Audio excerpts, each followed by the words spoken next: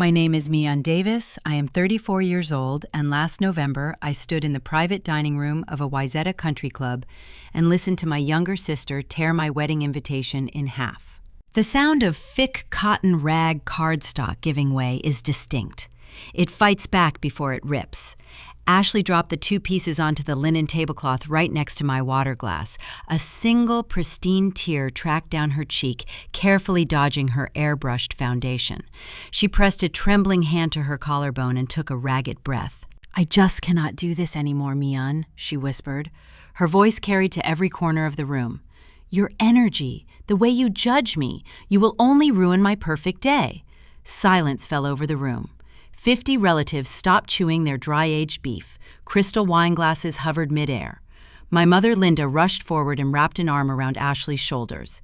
She shot me a look cold enough to freeze the lake outside. "You see what you have done. She is exhausted." My father, Richard, stood from the head table. He adjusted his silk tie, clearing his throat to ensure the room recognized his authority. "If she does not want you here," he said, "leave. We are supporting Ashley's boundaries tonight." A smattering of applause broke out from my aunt's table. Boundary setting. That was the new family buzzword for getting exactly what they wanted without consequence. They actually clapped for my eviction. What happened the following morning stripped the bride of her venue and cost my father his life savings. Welcome to morning revenge, where the people who do the heavy lifting finally drop the weight.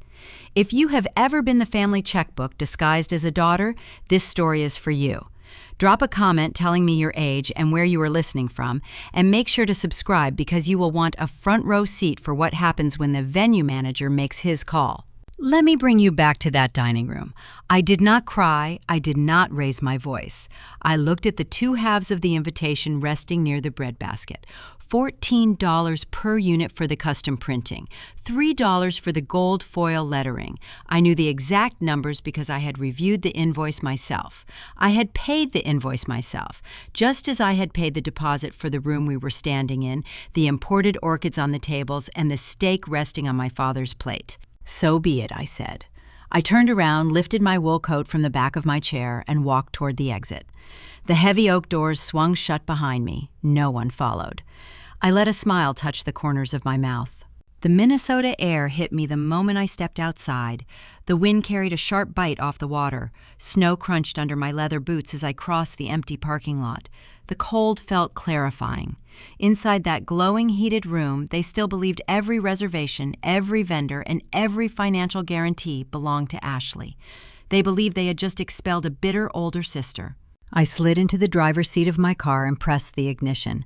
The dashboard cast a pale blue light across my bare hands.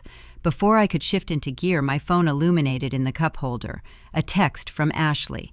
"Leave your gift check with the valet before you drive away. Do not make this harder than it has to be." I stared at the glowing screen.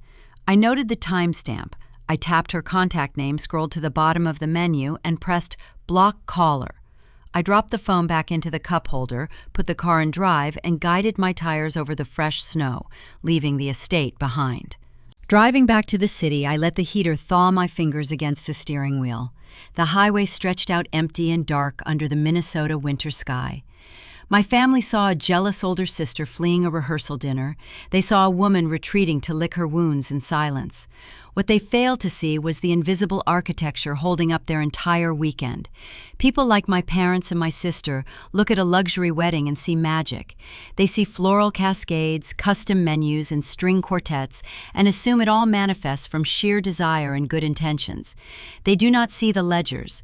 They do not see the liability clauses, the non-disclosure agreements, and the ironclad corporate contracts. I see nothing else. I am a senior partner at one of the premier luxury hospitality firms in the Midwest. We manage elite venues. We orchestrate high-level corporate summits. We hold the keys to the most exclusive event spaces across 3 states. My entire life is built on anticipating risk and mitigating disaster. 6 months ago, Ashley sat at my kitchen island flipping through a glossy bridal magazine. She slammed her manicured finger onto a double-page photograph of the Wayzata historic estate. She declared it the only place she could possibly marry Travis. She spoke about the grand staircase and the imported crystal chandeliers as if they were her birthright. The retail cost for a Saturday evening in November was $120,000. My father works in middle management at a logistics company. My mother has not held a steady job since the late 90s. Ashley manages a boutique that sells overpriced candles and woven baskets. None of them had the capital to secure a booking of that magnitude. But my parents cornered me the very next Sunday after dinner. They used soft voices and heavy sighs. They poured me extra wine and told me family helps family. They told me I could afford to be generous given my career trajectory. I agreed to handle the venue, but I did not reach for my personal checkbook. You do not survive in corporate hospitality by giving away your own liquid assets to fund a vanity project. You survive by leveraging influence. At the time, my firm was negotiating a highly lucrative contract to host a tech conglomerate for a 3-day executive retreat. It was a career-defining deal for me and my partners. I directed that corporate event to a luxury hotel in downtown St. Paul, owned by the same parent company that operates the Wayzata estate. In exchange for securing that tech contract, I negotiated a standard industry favor. The venue granted me an executive discretionary perk. They comped the Wayzata estate for Ashley. Every chandelier, every linen, every hour of staff time was legally underwritten by my firm as a corporate courtesy. On paper, Ashley was not the client. My company was the client. The wedding was an extension of our corporate portfolio. By standing in that dining room and publicly revoking my invitation, my sister had not just uninvited a bridesmaid. She had unilaterally severed her ties to her corporate guarantor. She had fired the bank. Friday morning arrived with a pale gray dawn. I unlocked the heavy glass doors of my downtown office at 6 o'clock sharp. The firm was silent.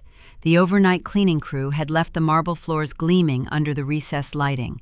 The air smelled faintly of ozone and expensive espresso beans. I walked past the darkened rows of sleek cubicles toward my corner suite. My heels clicked against the hardwood, creating a steady, rhythmic sound that grounded me. I set my leather briefcase on the desk and pressed the power button on my computer monitor. I did not feel the sting of rejection from the night before. I felt the cold, sharp clarity of a balance sheet correcting itself. I walked to the break room and brewed a single cup of black coffee. I stood by the floor-to-ceiling windows, watching the streetlights switch off as the city below me woke up. Today was the first day of the tech retreat in St. Paul. The next 48 hours were the most critical of my professional life. I needed a clean slate to focus. I needed personal liabilities cleared from my ledger. I returned to my desk and opened the digital filing system. I located the encrypted folder labeled Wayzata Estate. I clicked on the master contract. There it was, in pristine legal text staring back at me. The event was entirely contingent on my firm remaining the host of record. Clause 4 stipulated that any alteration to the hosting party would nullify the discretionary waiver immediately. It stated clearly that reverting the account would trigger standard retail pricing due in full prior to the event opening. I took a slow sip of my coffee. The liquid was scalding and bitter. It tasted perfect. I looked at the analog clock on my wall. It read 7:30. The general manager of the Wayzata estate would be at his desk by now. His name was Marcus. We had done business together for 6 years. He relied on my firm for a significant portion of his annual revenue. I picked up my phone and dialed his direct office line. He answered on the second ring. His voice carried the bright, practiced warmth of a seasoned hospitality director. "Mian," he said, sounding cheerful. "Good morning. I assume you are calling to confirm the final head count for the reception tonight?" I leaned back in my ergonomic chair. I kept my voice perfectly level. "Good morning, Marcus. No, I am calling to officially withdraw my firm as the sponsor for the wedding this weekend." The silence on the other end of the line was immediate and profound. I could hear the faint hum of his office ventilation system through the receiver. He cleared his throat, his professional warmth dropping into cautious business protocol. "To clarify, Mian, you are pulling the corporate guarantee. You understand the financial implications for the bride." "I understand the implications," I replied, maintaining a steady cadence. "The event is no longer affiliated with my company. Please transition the account to a standard retail client status. Any outstanding balances are now the sole responsibility of the bride and groom. Send all updated invoices directly to them." Marcus did not argue. He did not ask for family gossip or context. He knew better than to question a senior partner who controlled millions in regional corporate bookings. Understood, he said, his tone crisp and efficient. The discretionary waiver is voided. I will adjust the billing ledger right now. I thanked him and disconnected the call. I set the phone down on the smooth glass surface of my desk. The corporate safety net was gone. The financial reality of a luxury wedding had just landed squarely on the shoulders of a bride holding an empty purse. Across the city, in a wood-paneled office tucked behind the estate ballroom, Marcus lowered his desk phone. He turned his attention to his dual monitors. He pulled up the master file for the weekend event. He highlighted the line item containing the 100% corporate discount. With a single keystroke, he deleted it. The system processed the change. The total balance due flashed in bold red font at the bottom of his screen. $80,000. Payable by wire transfer before the heavy oak doors would unlock for the evening reception. Marcus picked up his phone once again. He cross-referenced the contact sheet attached to the file. He dialed the cell phone number listed under the heading Bride. At exactly 8 in the morning, my personal cell phone screen illuminated on the edge of my desk. A silent notification appeared indicating a blocked number had attempted to connect.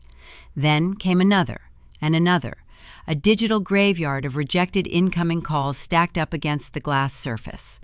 I did not need to intercept the audio to know what was happening across the city. I knew Marcus had made his call. I could picture the bridal suite with clinical precision. My firm had booked that exact room for high-profile clients dozens of times. The air in there would be thick with aerosol hairspray and the sweet, acidic scent of poured mimosas. Ashley would be sitting in the velvet salon chair, draped in a white silk robe embroidered with the word bride in rose gold thread. She would answer the ringing phone, expecting a vendor offering congratulations or a concierge confirming her breakfast order. Instead, she would hear the practiced, neutral baritone of a luxury hospitality director delivering standard operating procedure. Marcus is a professional. He does not soften the blow. He would have informed her that the corporate sponsorship linking the event to my firm had been officially voided. He would have stated the new terms with the calm detachment of a banker reading a ledger. $80,000. That was the outstanding retail balance for the estate rental, the staffing fees, and the liability insurance required to open the ballroom doors. He would have specified that personal checks and credit cards were unacceptable for a sum of that magnitude on the day of the event. A certified bank wire transfer was the only valid currency. I imagined the color draining from my sister's freshly contoured face. Ashley had spent the last year curating a digital fantasy of limitless wealth. She had selected the finest linens, tasted the most expensive imported wines, and dictated the floral arrangements down to the specific shade of ivory for the peonies. But she had never signed a single binding document. She had never provided a credit card for incidentals. Accustomed to having her extravagant messes silently cleaned up by the family workhorse, she had assumed her name carried weight. Now, sitting in that suite, she was realizing she owned nothing. The golden child was entirely powerless. The contract was corporate, and the corporation had just resigned.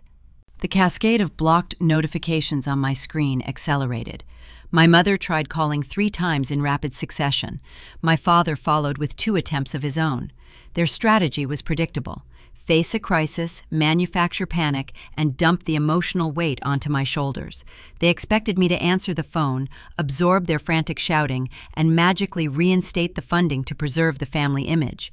But the boundary they had applauded so enthusiastically the night before was now a concrete wall. I watched the notifications pile up without touching the device. I turned my attention back to my dual monitors. I had a multi-million-dollar tech summit launching in St. Paul in less than 4 hours. I opened the dietary restriction matrix for the executive luncheon. I cross-referenced the audiovisual equipment manifest for the keynote speaker. I checked the flight arrival statuses for the venture capitalists flying in from Silicon Valley. My breathing was slow and even. My heart rate rested at a comfortable baseline. The chaos unraveling in Wayzata felt miles away, separated from me by a firewall of my own design. Then my desk phone rang. It was my direct office line, a number reserved exclusively for corporate clients and vendors. I reached over and lifted the receiver, bringing it to my ear. "Mian, pick up the damn phone." It was Travis. My soon-to-be brother-in-law had bypassed my personal cell phone block by calling the main directory of my firm and demanding my extension. He did not sound like the charming, laid-back groomsman my parents adored. He sounded breathless and sharp. The voicemail recorder beeped, indicating I had caught the message midway through his tirade. I stayed silent and listened to him spiral. "You think this is some kind of joke?" he snapped, his voice pitching higher than usual. "Ashley is hyperventilating in the bathroom. Your parents are running around trying to find a bank manager who will take a call before 9. You cannot just pull a stunt like this on the day of the event. We have a binding verbal agreement. I have my attorneys on standby right now. If you do not call that venue and fix this funding issue immediately, I will sue you for tortious interference. I will drag your firm into court and ruin your professional reputation. You have 5 minutes to wire the funds, or my legal team is filing an injunction." The line went dead with a hard click. I placed the receiver back onto the cradle. The silence returned to my corner office. A lesser professional might have felt a spike of adrenaline at the mention of attorneys and injunctions, but I have spent a decade negotiating contracts with real estate moguls and Fortune 500 executives. I know the anatomy of a threat. I know how real power operates. Real wealth does not leave frantic, unscripted voicemails on a Friday morning. Real wealth does not scream into a receiver. Real wealth instructs a retained litigator to send a formal cease and desist notice on watermarked letterhead. Travis was using legal jargon he barely understood. Tortious interference did not even apply to the revocation of a discretionary corporate perk. He was throwing heavy words into the air, hoping one would land and intimidate me into compliance. His bravado was cheap. It felt hollow, and that hollow sensation sparked a sudden, sharp itch in my analytical brain. Travis had always presented himself as a prosperous, independent tech developer. He wore the right minimalist watches, drove a late-model European sedan, and spoke vaguely about startup incubators and seed funding rounds. My parents worshipped his financial pedigree. They treated him like a returning monarch. But listening to the raw panic in his voice, I realized a man with genuine liquid assets would not threaten a lawsuit over an $80,000 venue fee. A man with actual capital would simply wire the money from his own portfolio to calm his weeping bride and handle the family dispute after the honeymoon. Travis was not offering to pay. He was demanding that I pay. I minimized the St. Paul Tech Summit spreadsheets. I opened the master archive for the wedding vendors. While my firm had comped the venue, the external luxury services were billed directly to the couple. The elite catering company managing the dry-aged beef and the raw oyster bar had required a secondary deposit 4 weeks prior.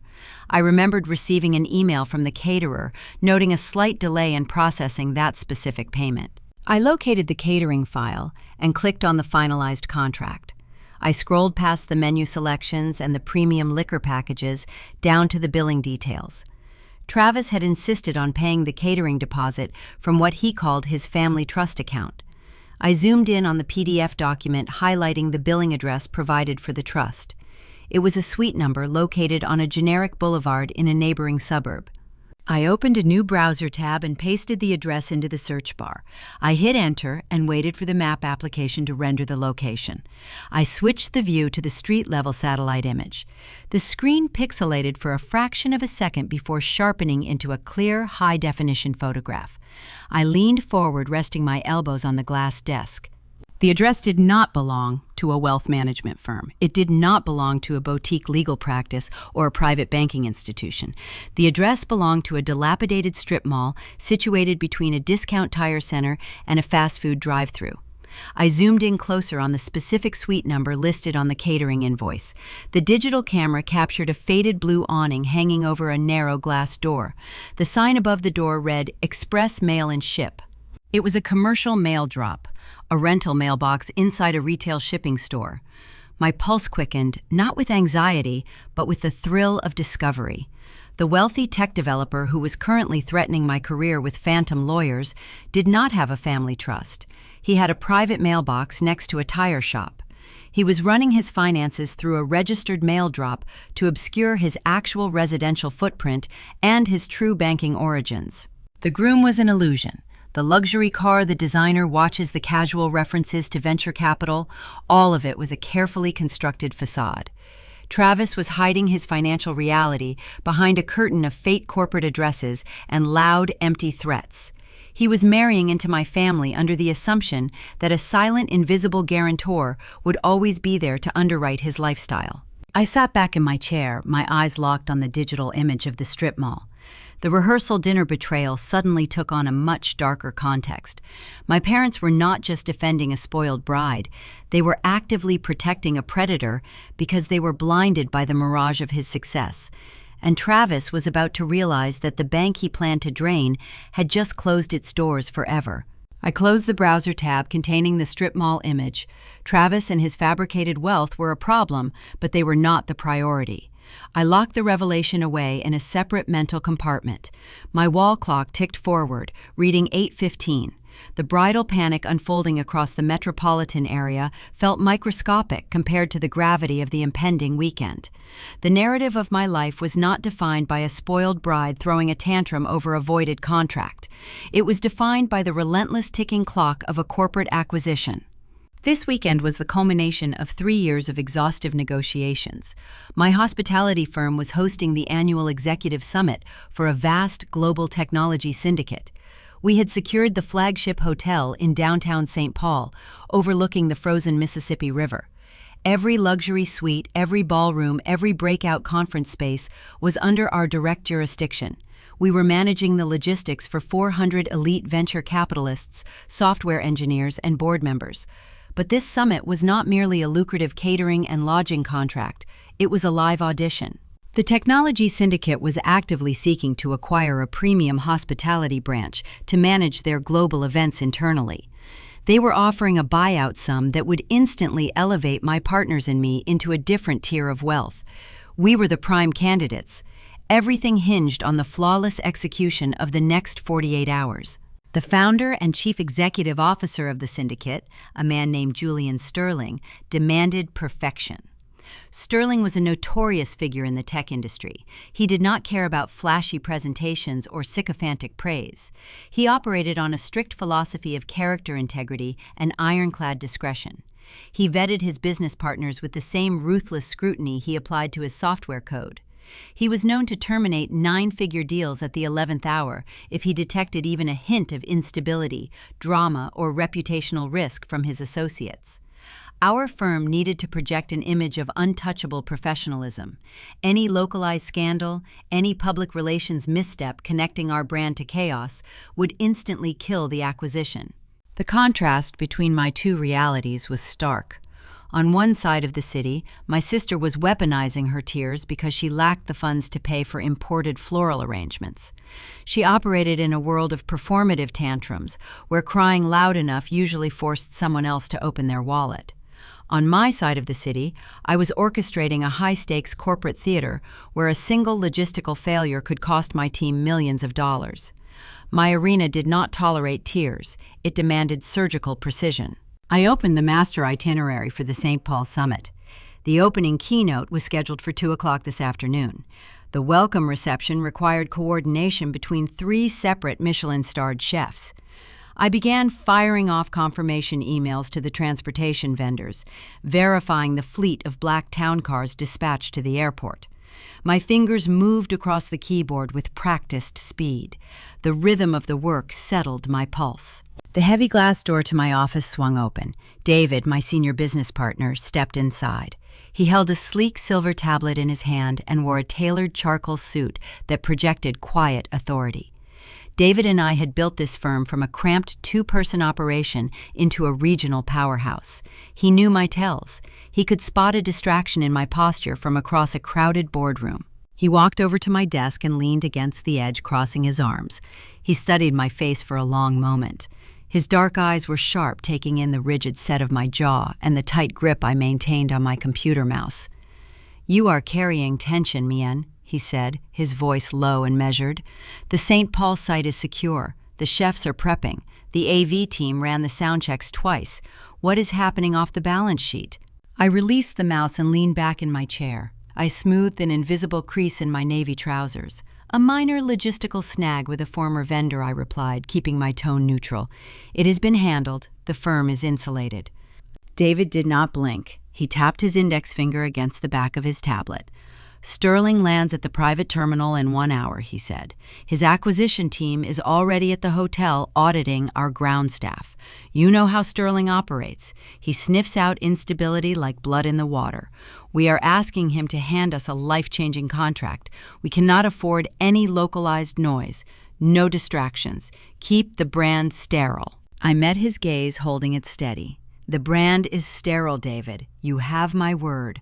I am heading to St. Paul in 20 minutes to oversee the executive arrivals." He nodded, satisfied with the assurance. He pushed off the desk and headed back toward the hallway. "We have worked too hard for this, Mion. Let us bring it home." The door clicked shut behind him. I exhaled a slow, measured breath. David was right. The stakes were astronomical.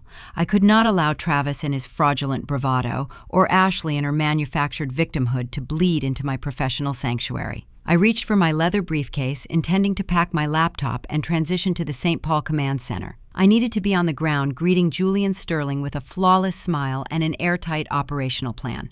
Before my hand touched the handle, my desk phone chimed. It was the internal line, a call originating from the ground floor reception desk. I pressed the speaker button. Yes, I answered. "Ms. Davis," came the voice of our front desk coordinator. Her tone lacked its usual polished professional cadence.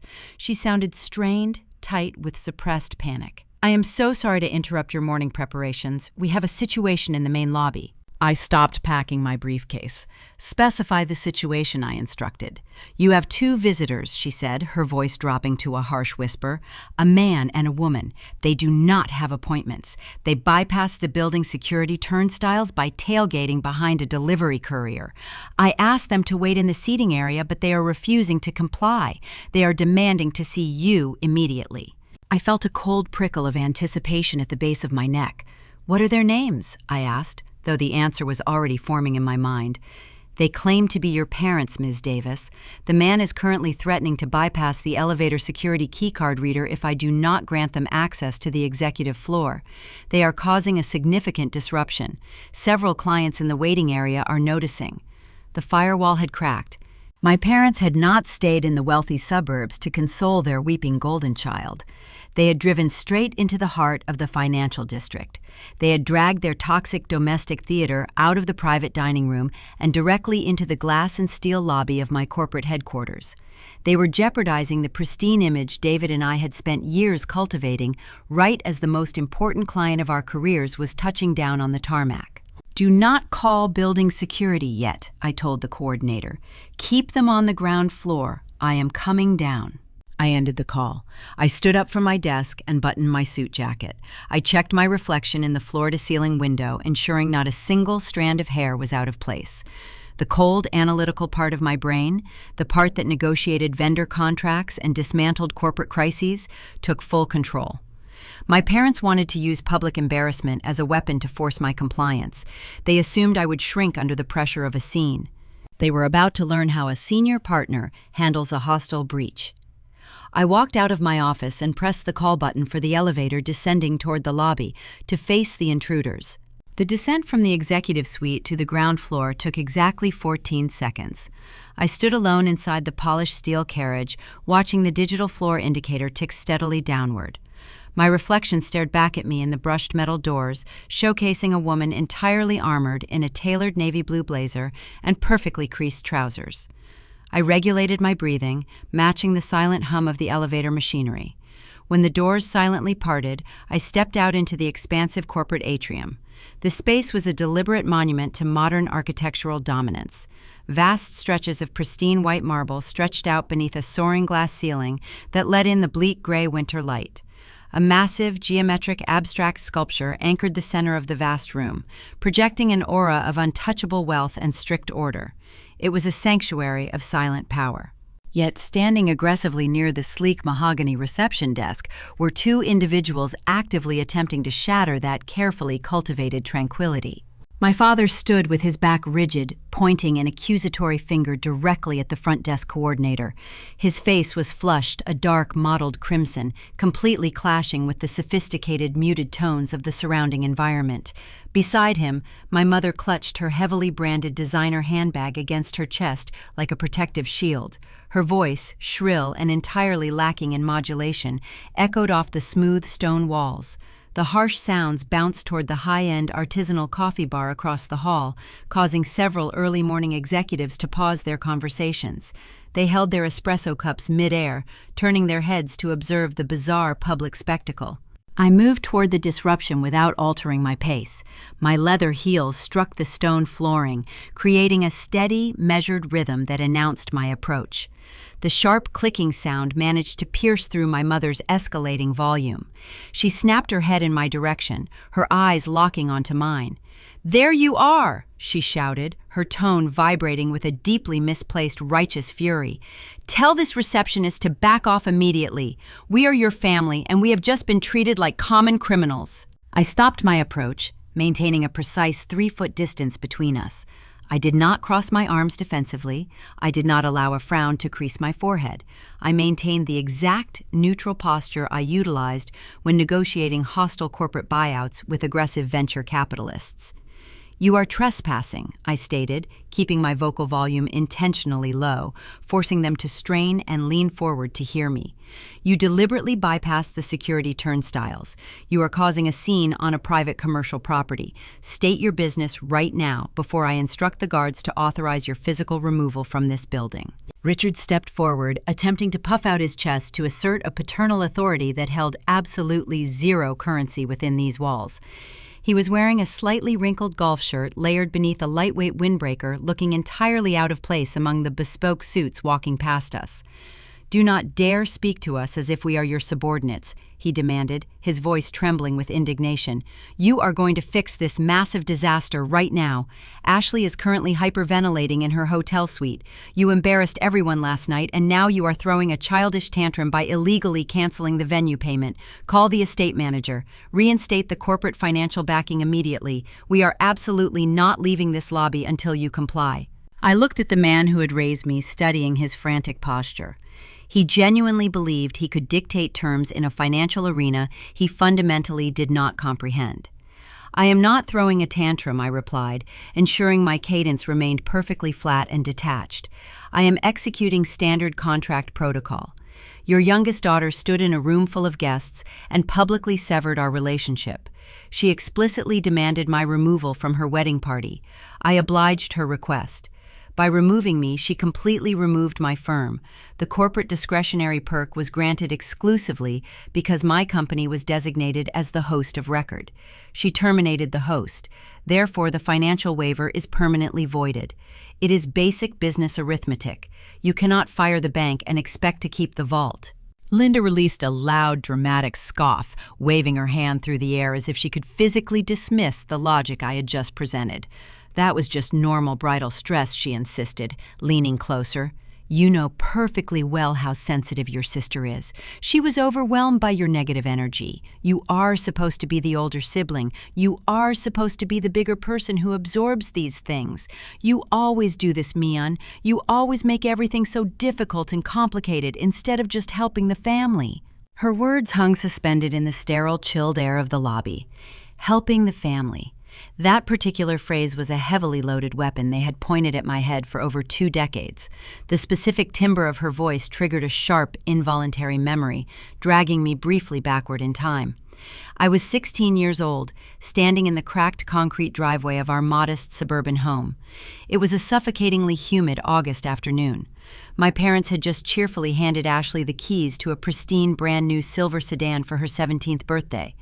She was sitting in the driver's seat, squealing with sheer delight while gripping the steering wheel. I stood several feet away on the hot pavement, holding a cheap plastic municipal transit pass. I had recently asked for a small loan to purchase a used vehicle so I could safely commute to my late-night after-school job. My mother had stepped away from the new car, patted my shoulder, looked at my perfect academic report card, and delivered the foundational ruling of my existence. We need to financially support Ashley because she struggles, Mian. You are highly capable. You will figure it out on your own. They had spent their entire adult lives heavily investing in my sister's engineered fragility, while simultaneously taxing my competence. My capability was their absolute favorite natural resource to exploit. It was the systemic wound that had finally scarred over, transforming into impenetrable armor. I blinked, pulling my consciousness back to the modern marble lobby and the furious woman standing in front of me. I am not making the situation difficult, I stated plainly. I am making it retail. The outstanding balance is exactly $80,000. If you want those ballroom doors to unlock for the reception tonight, I strongly suggest you stop wasting precious time screaming at my front desk staff and start dialing your personal creditors. Richard reached a shaking hand into his jacket pocket. He pulled out a worn brown leather checkbook. His fingers fumbled slightly as he unclicked a cheap plastic ballpoint pen. "Fine," he muttered, his voice tight with a mixture of anger and deep humiliation. "If you are going to be this petty and vindictive, I will just pay the damn venue myself. We will settle this ridiculous nonsense after the weekend concludes. Give me the name of the billing director right now." I watched him flip open the checkbook. I felt a fleeting rush of pity that was almost immediately replaced by a cold, satisfying wave of reality. "Put the pen away," I advised him, maintaining eye contact. "The historic estate will absolutely not accept a personal bank draft on the actual day of the event. A standard check requires 3 to 5 business days to fully clear the banking system. The general manager strictly requires a certified bank wire transfer. The funds must be verified and completely liquid before the very first vendor is legally allowed onto the property. You do not possess $80,000 in liquid assets, and even if you miraculously did, you could not mobilize it fast enough to meet their strict afternoon deadline." The remaining color rapidly drained from my father's face, leaving him pale and drawn. He stared downward at the blank paper resting in his hands. The brutal reality of the financial mechanics was finally crushing his inflated ego. He realized the magic invisible safety net was truly gone forever. He closed the leather cover with a soft, defeated snap. Linda saw the absolute defeat settling into his posture. Her underlying panic instantly mutated into raw viciousness. She stepped much closer to me, her eyes narrowing into cold, hateful slits. "You are deeply enjoying this," she hissed. Her voice was venomous, entirely stripped of any remaining maternal warmth. "You planned this exact scenario because you are fundamentally jealous. You are a 34-year-old bitter spinster who cannot manage to keep a man interested. You are intentionally sabotaging your sister because she is beautiful and happy and building a life, while you have absolutely nothing but a cold, empty office." The crude insult was specifically designed to draw blood. It was a calculated attempt to make me lash out to prove I was the volatile villain she desperately needed me to be in her narrative. But I felt absolutely nothing inside my chest. The cruel words simply bounced off my reinforced armor. I did not argue with her assessment. I did not waste oxygen defending my life, my choices, or my immense success. I simply raised my right hand and caught the attention of the head security guard standing near the entry turnstiles. I gave him a curt, highly professional nod. 2 large men dressed in dark tailored uniforms immediately stepped forward, smoothly flanking my parents on both sides. "Escort these unauthorized individuals off the corporate premises," I instructed the guards, keeping my gaze fixed on my mother. "If they attempt to re-enter the building, contact local law enforcement and press formal trespassing charges." My mother gasped loudly, clutching her bag tighter as if preparing for a physical assault. My father opened his mouth to protest the indignity, but the guards expertly and firmly guided them backward toward the revolving glass doors. They were marched aggressively across the expansive lobby, paraded past the staring wealthy executives, and pushed unceremoniously out onto the freezing concrete sidewalk. I stood perfectly still, watching the heavy automated doors rotate and lock firmly into place, securing the perimeter. The toxic family theater had been successfully excised from my professional sanctuary. I turned on my heel, preparing to head back to the elevators. I needed to collect my briefcase and leave for St. Paul to greet Julian Sterling on the tarmac. As I reached for the illuminated call button, my cell phone vibrated sharply inside my jacket pocket.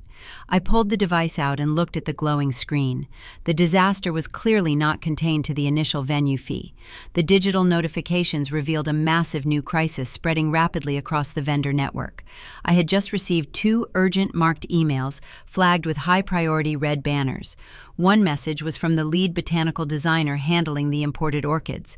The second was from the executive catering director managing the dry-aged beef.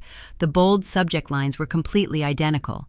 Both luxury vendors were demanding immediate authorization regarding fraudulent payment information submitted earlier that morning. Travis and his Phantom Family Trust had just detonated. The ecosystem of elite hospitality operates on a delicate network of mutual assurances.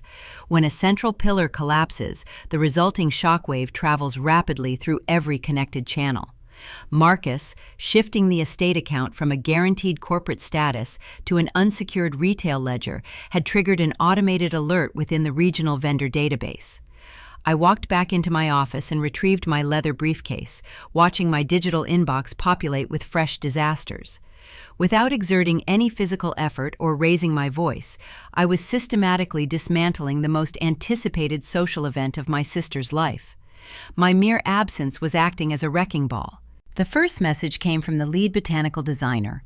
Her studio had been commissioned to construct massive cascading floral arches utilizing rare white orchids imported directly from Singapore.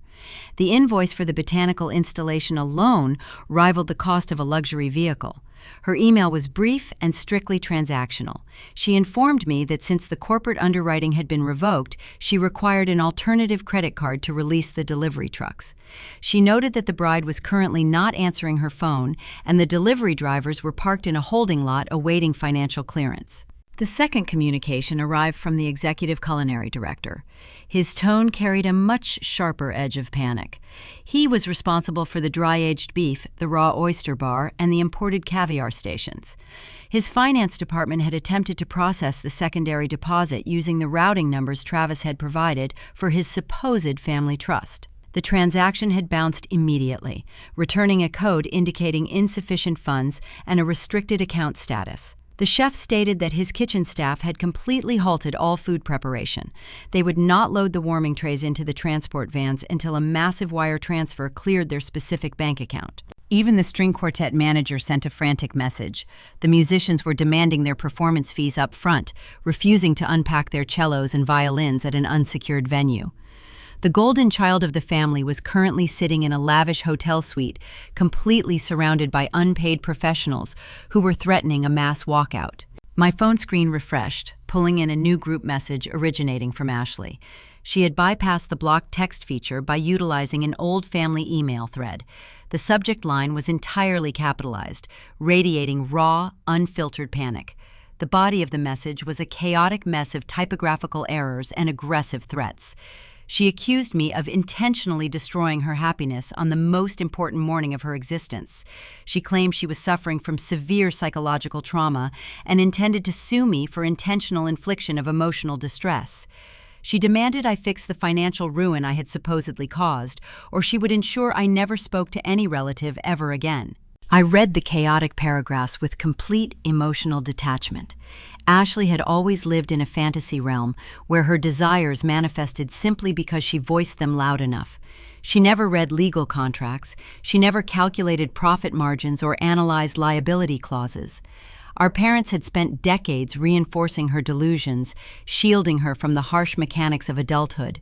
They cultivated her performative helplessness while simultaneously relying on my competence to silently oil the gears of their lives.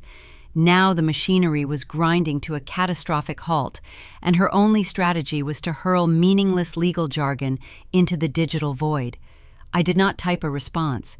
I did not engage with her manufactured hysteria. I simply tapped the screen and archived the thread documenting the abuse, like a nurse methodically recording a declining heart rate on a patient chart. I descended to the underground parking garage and slid into the rear seat of the black town car reserved for my transit to St. Paul. The driver offered a polite greeting and merged into the heavy late-morning traffic. The insulated cabin of the vehicle was completely silent, providing a perfect environment for analytical focus. I placed my briefcase on the leather seat beside me and extracted my laptop. The Julian Sterling acquisition required my full attention, but the glaring anomaly regarding the fraudulent family trust demanded immediate classification. I needed to understand the exact nature of the predator attempting to infiltrate my family structure. I opened my browser and logged directly into my firm's proprietary vendor vetting platform. We utilized an incredibly sophisticated background analysis software to screen potential business partners.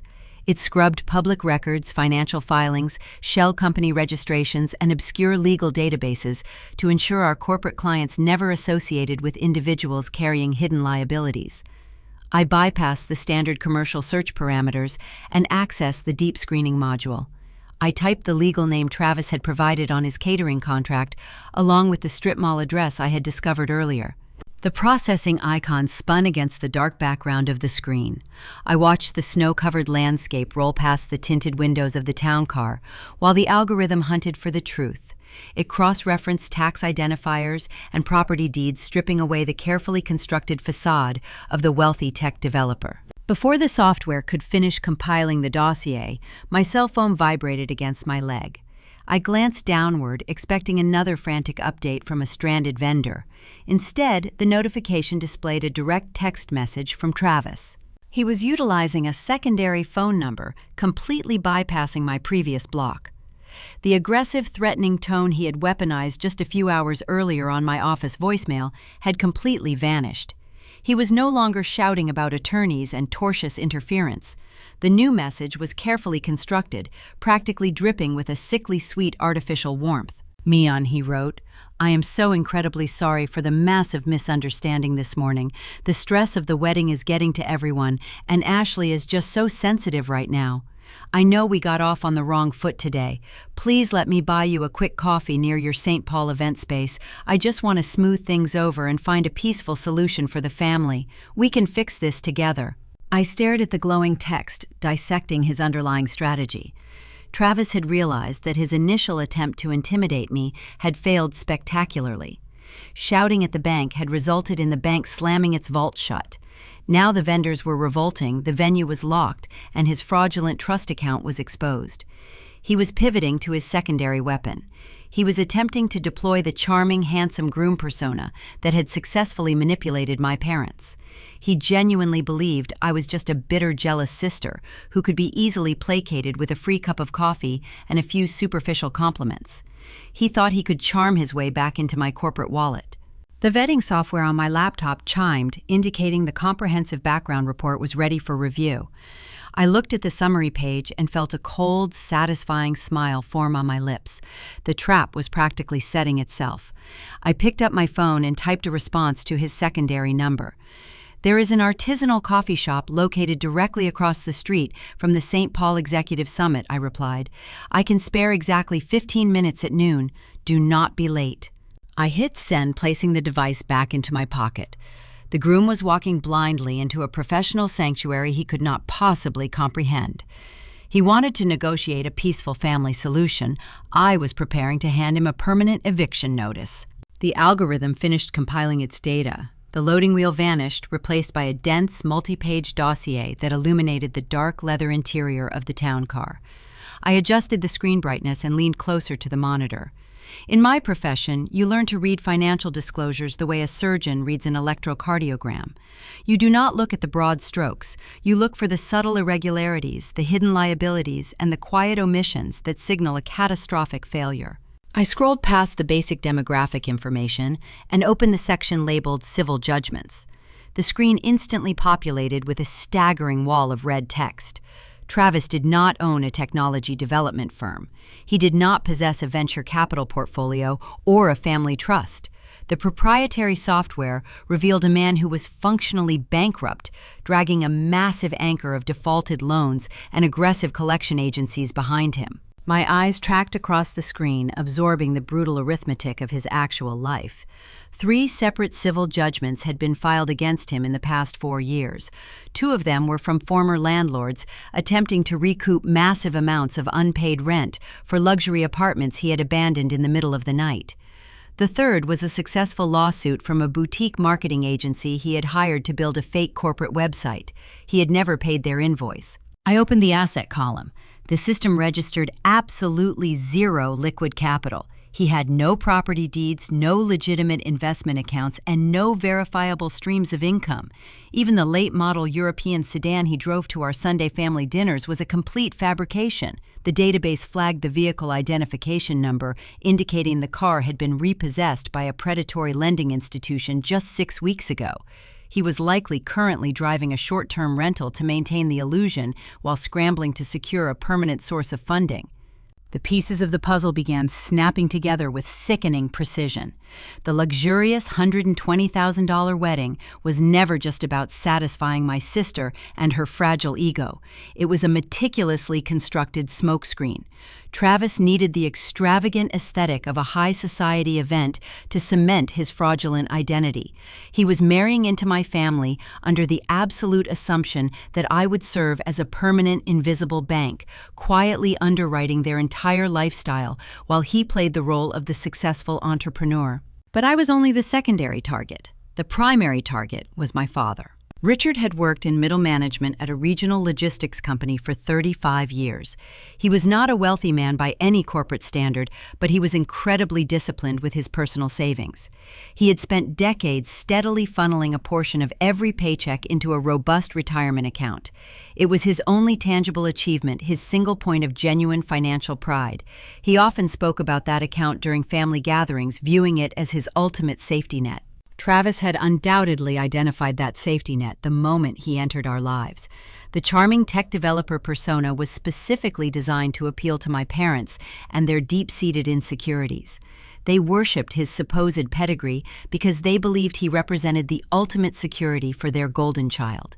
I realized with absolute chilling clarity that Travis was currently angling for a massive investment loan from my father. He was likely using the chaos of the wedding to pitch a fictitious seed funding round for a non-existent technology startup. He planned to drain Richard of his entire life savings before the ink on the marriage certificate was even dry. This discovery entirely reshaped my understanding of the morning lobby confrontation. My parents were not simply defending a spoiled bride. They were fiercely protecting a predator because they were entirely blinded by the mirage of his success. They were willing to burn their relationship with their eldest daughter to the ground in order to secure an imaginary financial empire. They were actively assisting the man who was plotting to destroy them. I sat back against the leather seat of the town car. The snow-covered landscape outside the window blurred as my mind raced through the tactical implications.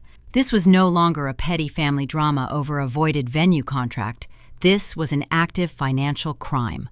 A sharp, complicated dilemma began to form in my chest. The path forward was treacherous. If I gathered this digital dossier, marched back into the lobby, and presented the concrete evidence to my father, he would absolutely refuse to believe it. My mother had already laid the defensive groundwork just an hour earlier. She had explicitly labeled me a bitter, jealous spinster who was desperate to ruin her sister and her happiness. If I exposed Travis right now, my parents would view the background check as a vindictive fabrication. They would accuse me of hiring a private investigator to sabotage the wedding out of pure spite. The truth would only accelerate their devotion to the groom. However, if I chose to stay quiet and simply walk away from the family entirely, I would be leaving my father completely defenseless.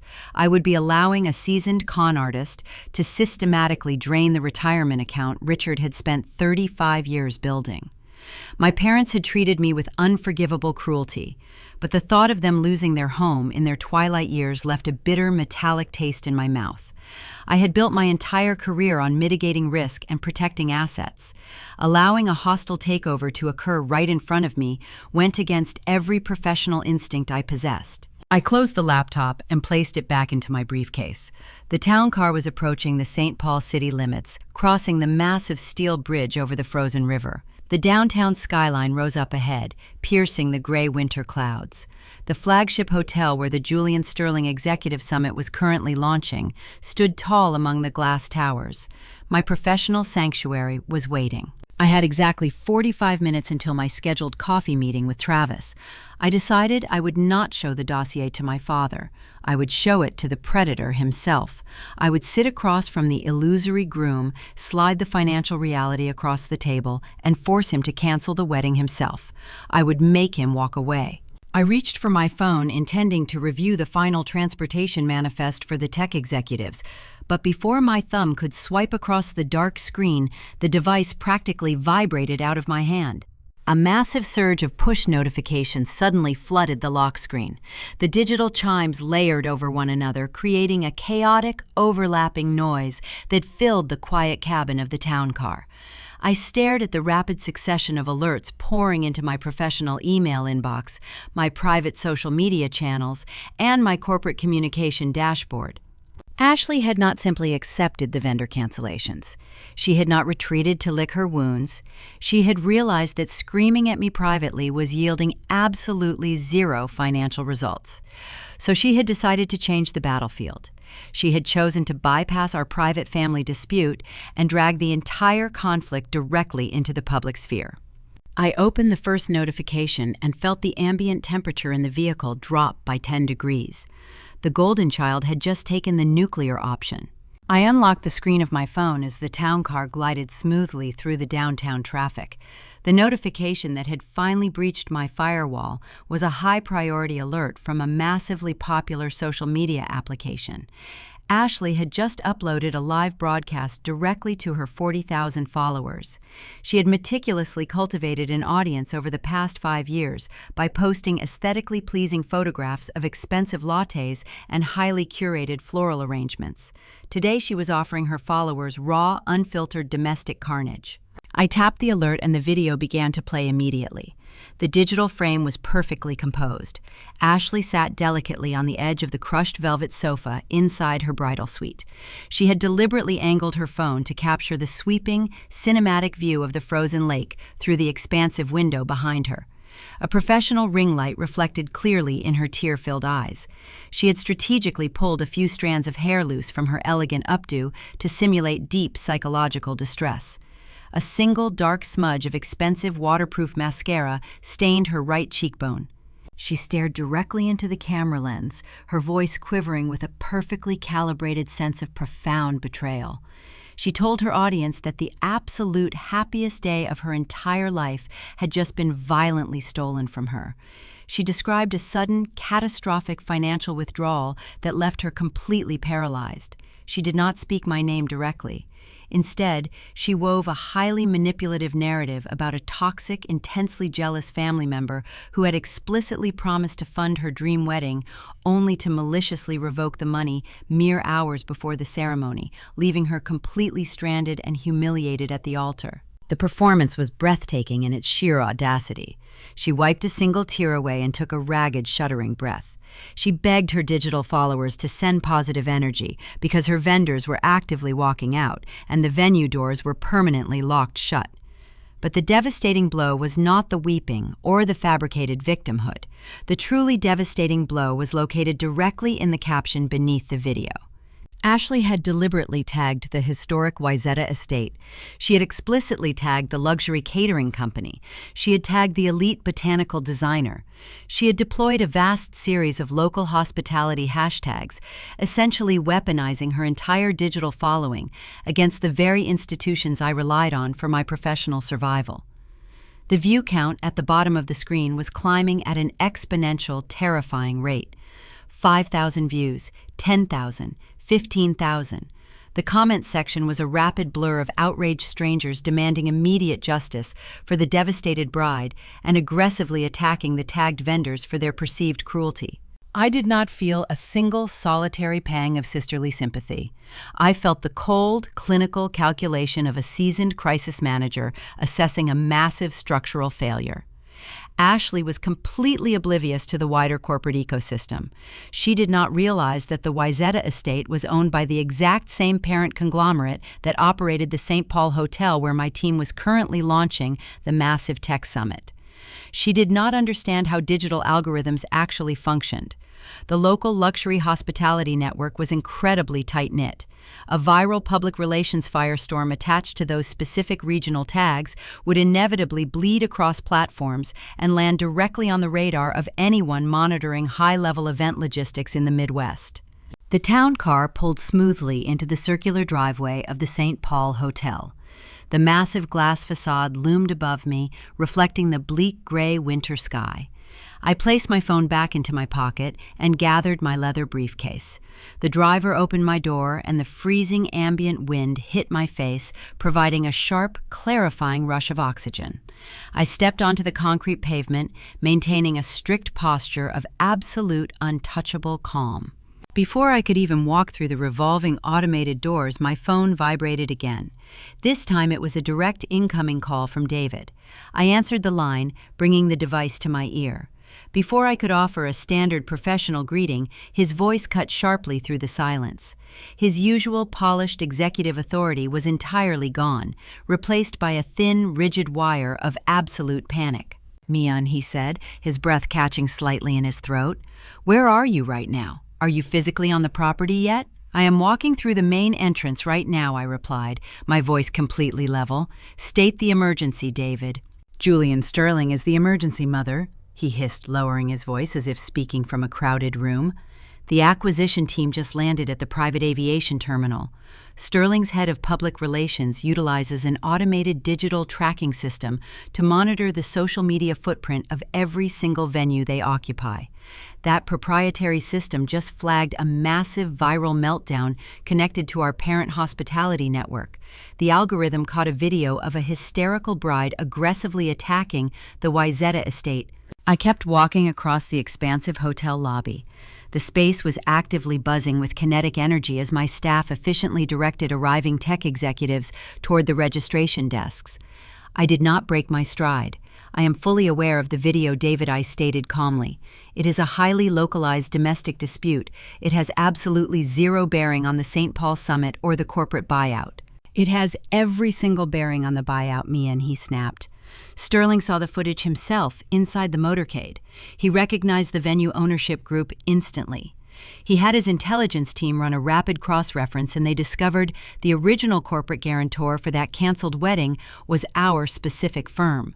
They connected the toxic family member narrative directly to you." I stopped walking.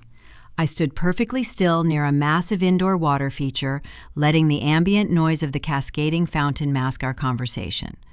The firewall had not just cracked, it had completely shattered. "Sterling summoned me to the temporary command center," David continued, his tone grim and absolute. "He asked me why the senior partner he is actively evaluating for a multi-million-dollar acquisition is currently serving as the invisible antagonist in a viral bridal scandal. He absolutely despises public drama, Mian. He views this kind of chaotic digital noise as a severe operational liability. He firmly believes if you cannot manage your own family disputes, you cannot possibly manage his global logistics network." "Tell me the exact parameters," I instructed, rapidly analyzing the shifting battlefield. "He gave us a non-negotiable ultimatum," David replied. "You have until exactly 5 o'clock this evening to neutralize the fallout. The video must be permanently deleted. The digital noise must completely evaporate. If that public relations mess is still actively trending when he steps up to the podium for his welcome address, the acquisition deal is permanently dead. He will terminate the contract immediately and fly his entire executive team back to Silicon Valley." I looked at my watch. It was 11:15 in the morning. I had less than 6 hours to permanently silence my sister and save my professional legacy. "Understood," I told my partner. "Tell Sterling the situation is fully contained. Do not apologize to his team again. Project absolute confidence. I will handle the bride before the deadline expires." I terminated the call. The sheer audacity of the betrayal washed over me, but I absolutely refused to let it manifest into physical anger. Ashley had pushed her chips to the center of the table, genuinely believing she held a winning hand. She thought public humiliation would finally break me and force my immediate financial compliance. She did not realize I currently possessed the exact documents required to burn her entire future to the ground. I bypassed the busy registration desks and navigated toward the Executive Business Center, tucked safely away in a quiet, secluded corridor of the hotel. I entered the empty room and locked the heavy wooden door behind me. The space smelled faintly of fresh ink and ozone. I moved directly to the high-speed commercial laser printer sitting in the corner. I opened my briefcase, extracted my laptop, and connected it to the secure local network. I opened the encrypted dossier containing the comprehensive background check on Travis. The unpaid civil judgments, the repossessed vehicles, the fraudulent residential addresses, and the absolute total lack of liquid assets all stared back at me in stark, undeniable black and white text. I highlighted the entire 60-page report and pressed print. The machine hummed smoothly to life. The rhythmic, mechanical sound of paper feeding rapidly through the rollers was deeply satisfying.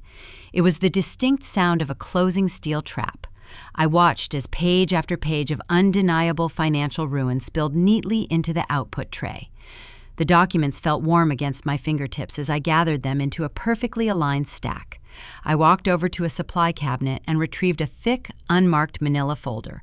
I slid the pristine pages inside, sealing the catastrophic truth within the heavy cardboard cover. I placed my laptop back into my briefcase and checked my watch once more. It was exactly 11:45. The artisanal coffee shop was located just across the street from the hotel entrance.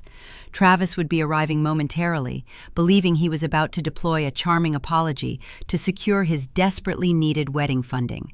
He was anticipating a vulnerable, emotional conversation with a deeply jealous sibling. I picked up the manila folder, gripping it firmly in my right hand. The physical weight of his impending destruction felt deeply grounding. I unlocked the door to the business center and walked back out into the bustling hotel lobby. I did not feel the immense pressure of the 5 o'clock deadline closing in around me. I only felt a cold, predatory focus. I stepped through the revolving glass doors and out into the freezing city air, heading directly toward the cafe to meet the illusory groom. The artisanal coffee shop across the street from the St. Paul Hotel was a masterclass in sterile modernism. Polished concrete floors met stark white walls illuminated by harsh fluorescent strips. The air smelled aggressively of roasted espresso beans and sanitized countertops. I pushed through the heavy glass entrance, holding the thick manila folder securely at my side. The cafe was moderately crowded, with mid-level executives and graphic designers staring into silver laptops, but I spotted my target immediately. Travis occupied a small circular table near the back window. He looked exactly the part of a prosperous Silicon Valley pioneer. He wore a tailored charcoal overcoat, a pristine white turtleneck, and a heavy metallic chronograph watch that caught the overhead light. From a distance, he presented a flawless portrait of casual affluence. Knowing what I now knew, his entire aesthetic felt incredibly cheap. It was a costume rented for a specific performance. I approached his location and took the empty chair opposite him. I did not offer a polite greeting. I simply placed my leather briefcase on the floor and laid the manila folder face down on the smooth metallic surface separating us. He leaned forward, flashing a brilliant, practiced smile. The expression was flawlessly calibrated to disarm. "Mian," he said, his voice dripping with artificial warmth, "thank you so much for agreeing to meet. I ordered you a black drip roast. I figured you needed the caffeine after the morning we have all endured." A ceramic mug sat near my right hand. Steam curled lazily from the dark liquid. I did not touch it. I maintained steady eye contact, analyzing the micro-expressions shifting across his face. "I want to apologize for losing my temper earlier," he continued, folding his hands together in a posture of deep sincerity. "The pressure is astronomical right now. Ashley is absolutely devastated, and your parents are frantic. We are supposed to be celebrating the union of two families, but instead we are tearing each other apart. I want to fix this. I want to build a bridge." He reached inside his tailored coat and produced a folded document. He flattened the crisp paper out and slid it deliberately toward my side of the table. A sleek black pen followed closely behind it. I looked down at the text. It was not an apology letter. It was a formal legal contract, drafted with specific boilerplate terminology. The header indicated a total transfer of financial liability. "I know you are angry," Travis murmured, leaning closer. "I know you feel disrespected by the bride, so I had my attorney draft a compromise. If you sign that paper, you formally assume the outstanding $80,000 debt for the Wayzata estate, allowing the reception to proceed. In exchange, the contract legally binds Ashley to maintain a strict distance. You pay the venue fee, and you are completely absolved from attending the ceremony, the dinner, or any future holiday gatherings. It is a clean break. You get your piece, and the family avoids a public humiliation." The sheer arrogance of the proposal was fascinating. He was attempting to extort $80,000 while simultaneously framing the extortion as a generous gift. He genuinely believed I was desperate enough for familial distance to simply buy my way out of the drama. I did not pick up the pen. I pushed the document back toward his side of the table using a single index finger. "I do not negotiate with fraudulent actors," I stated, my voice perfectly level. "The bank is permanently closed, Travis. You will not extract a single dime from my firm or my personal accounts." His brilliant smile instantly vanished. The charming peacemaker persona evaporated, leaving behind something remarkably cold and vicious. His jaw tightened, and the skin around his eyes narrowed into hard, predatory slits. He sat back in his chair, dropping the polite charade entirely. "You are making a massive tactical error, Mian," he warned, his tone dropping into a low, dangerous register. "Do not pretend you hold all the leverage here. I know exactly how luxury hospitality firms operate. You secured that estate by commingling corporate funds to underwrite a personal family event. You used your executive authority to grant yourself a massive financial favor. If you do not sign this transfer right now and wire the money to the caterer, I will personally contact the senior board of directors at your company. I will file a formal ethics complaint detailing your misappropriation of company assets. I will burn your professional reputation to the ground while your tech executives watch." The threat hung in the sterile air between us. He had likely spent the last 2 hours researching corporate compliance structures, believing he had uncovered a fatal weakness in my armor. He thought he could blackmail me into submission. I allowed a slow, genuine smile to touch the corners of my mouth. "The difference between us, Travis, is that I actually understand the architecture of corporate law," I replied, leaning forward slightly. "My firm operates under absolute transparency. When I initiated the discretionary waiver for the wedding 6 months ago, I formally filed a declaration of personal conflict with our internal compliance officer. When I voided the account this morning, I carbon copied that exact same officer on the digital cancellation notice. My paper trail is immaculate. My board of directors is fully aware of every single transaction. I am legally and professionally bulletproof. You cannot blackmail a woman who leaves no shadows." His posture faltered. A brief flicker of genuine panic breached his aggressive facade. He reached for his coffee cup, attempting to mask his sudden insecurity, but his knuckles were entirely white. Before he could formulate a new angle of attack, I flipped the thick manila folder over. I slid it across the metallic table, ensuring it came to rest directly on top of his useless extortion contract. "Open it," I commanded. He stared at the cardboard cover, hesitating. Reluctantly, he hooked a finger under the edge and lifted the flap. His eyes scanned the top page. It was the executive summary of his comprehensive background check. I watched the blood drain completely from his face. The transformation was absolute. The arrogant predator dissolved into a cornered, desperate animal. "You do not have a venture capital firm," I stated, outlining his ruin with clinical precision. "You do not have a family trust. You utilize a registered mail drop inside a dilapidated strip mall to hide from aggressive collection agencies. You have 3 active civil judgments against you for unpaid rent and fraudulent marketing contracts. Your luxury sedan was repossessed 6 weeks ago. You possess absolutely zero liquid assets. You are functionally bankrupt. You targeted my sister because you assumed my corporate portfolio would permanently fund your lifestyle. And when that failed, you decided to target my father's retirement savings." He swallowed hard. His vocal cords seemed paralyzed. He stared at the damning legal documents detailing his entire fabricated existence. The dynamic had violently shifted. The boulder was now accelerating rapidly down the mountain, heading directly toward him. I have a strict professional deadline approaching. I continued checking the time on my watch. In exactly 60 minutes, I am walking back into that hotel to finalize a highly lucrative corporate acquisition. However, my sister recently uploaded a hysterical video blaming my firm for her financial ruin. That video is actively threatening my deal. I tapped my fingernail against the top of the manila folder. "You have 1 hour," I told him. "You will call Ashley right now. You will force her to permanently delete that broadcast. Furthermore, she will immediately post a formal public retraction explicitly stating that my firm acted with absolute integrity and the cancellation was a result of her own administrative failures. If that video is still active on her digital profile when my timer expires, I will hand-deliver this entire dossier to my father. I will expose your total financial insolvency to the entire wedding party. I will ensure Richard locks away his retirement accounts forever." Travis sat paralyzed, the truth pinning him to the chair. The cafe around us continued its low hum of activity, completely oblivious to the brutal execution taking place at our table. He looked down at the dossier and then slowly raised his gaze to meet mine. I expected him to beg. I expected him to scramble for his phone and comply with my demands to protect his ultimate prize.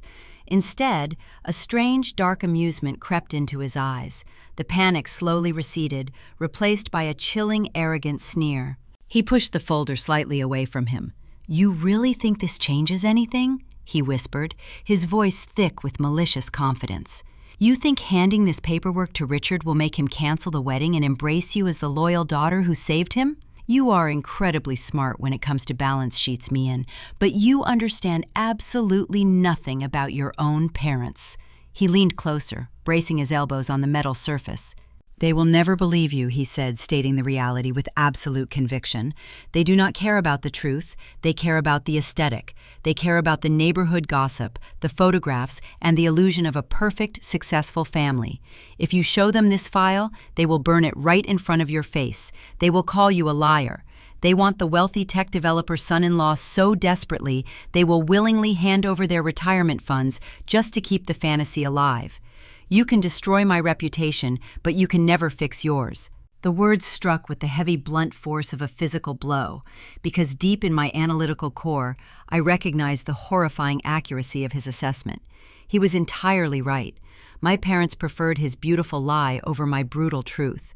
The silence stretched between us thick and heavy, waiting for my next move. I walked back across the frozen pavement toward the St. Paul Hotel. The icy wind battered my heavy wool coat, but I barely registered the dropping temperature. The words Travis had spoken inside that sterile cafe echoed in my mind with sickening clarity. He was an incredibly successful predator precisely because he understood his prey. He knew my parents were addicts. Their drug of choice was not a chemical substance. It was the intoxicating illusion of social superiority. They survived on the currency of neighborhood gossip and projected wealth. Travis was betting his entire fraudulent enterprise on the theory that my mother and father would rather be robbed blind by a handsome, charismatic groom than accept salvation from the daughter they had spent a lifetime diminishing. I entered the expansive hotel lobby, and the contrast was immediately jarring. My professional sanctuary was operating at peak capacity. The massive tech summit was officially underway. Hundreds of the most influential venture capitalists and software engineers on the planet were mingling around the artisanal cocktail bars. The air hummed with the sophisticated, low-volume chatter of immense wealth. Waiters navigated the crowded floor balancing silver trays of champagne flutes. I observed Julian Sterling standing near a massive floral arrangement. The billionaire chief executive was quietly analyzing the room with his signature ruthless precision. He was searching for any sign of operational weakness. He was waiting to see if I could neutralize the digital firestorm threatening his pristine brand. I retreated to my temporary command center tucked behind the main ballroom. I closed the heavy wooden door, isolating myself from the ambient noise of the cocktail hour. I glanced at the glowing digital clock resting on the mahogany desk. It was exactly 4:45 in the afternoon. I unlocked my phone and refreshed the social media feed. The devastating video was still completely live. The view count had skyrocketed past 40,000. Travis had failed to control his bride. Perhaps he tried to convince her and she simply refused to surrender her sudden viral martyrdom. Or perhaps he simply called my bluff, assuming I would never actually execute the nuclear option against my own blood. Either way, the digital clock was rapidly ticking toward 5. I had exactly 15 minutes to save a multi-million-dollar corporate buyout. I opened my contact list, navigated to the blocked numbers, and selected my mother. I hit the call button and placed the phone against my ear. The line rang 3 times before she answered. Her voice was sharp, defensive, and dripping with residual hostility. "Why are you calling me Mion?" she demanded. "I assume you finally realize the magnitude of your catastrophic behavior, and you are prepared to wire the funds to the catering company?" I kept my posture rigid. I did not waste time with introductory pleasantries. "I am calling to issue a warning," I stated, keeping my tone strictly clinical. "I just completed a meeting with Travis. I ran his credentials through my firm's proprietary corporate vetting software. I need you to listen to me very carefully. The man your daughter is marrying is a complete fabrication." Linda released a loud theatrical sigh. "I am not listening to another one of your vindictive lectures, Mion." "He does not have a family trust," I continued, speaking over her manufactured exhaustion. "He operates his finances through a registered mail drop inside a strip mall. He has 3 active civil judgments filed against him for unpaid rent and fraudulent marketing contracts. His luxury vehicle was forcibly repossessed by a predatory lender last month. He possesses 0 liquid capital. He is marrying Ashley because he assumes I will fund their lifestyle forever. And when he realizes the corporate bank is permanently closed, he is going to pivot directly to Richard. He is going to pitch a fake technology startup and drain every single dollar from Dad's retirement savings. I am holding the legal documentation in my hand right now." I stopped speaking, allowing the heavy silence to stretch across the cellular connection. I waited for the inevitable gasp of horror. I waited for the maternal instinct to override her pride. I waited for her to ask me how to protect my father from the impending financial ruin. Instead, I heard a strange, breathless laugh. It was a hollow, dismissive sound that sent a sudden, chilling spike of pure adrenaline straight into my bloodstream. "You are deeply unwell, Mion," my mother whispered, her voice vibrating with a toxic mixture of pity and profound denial.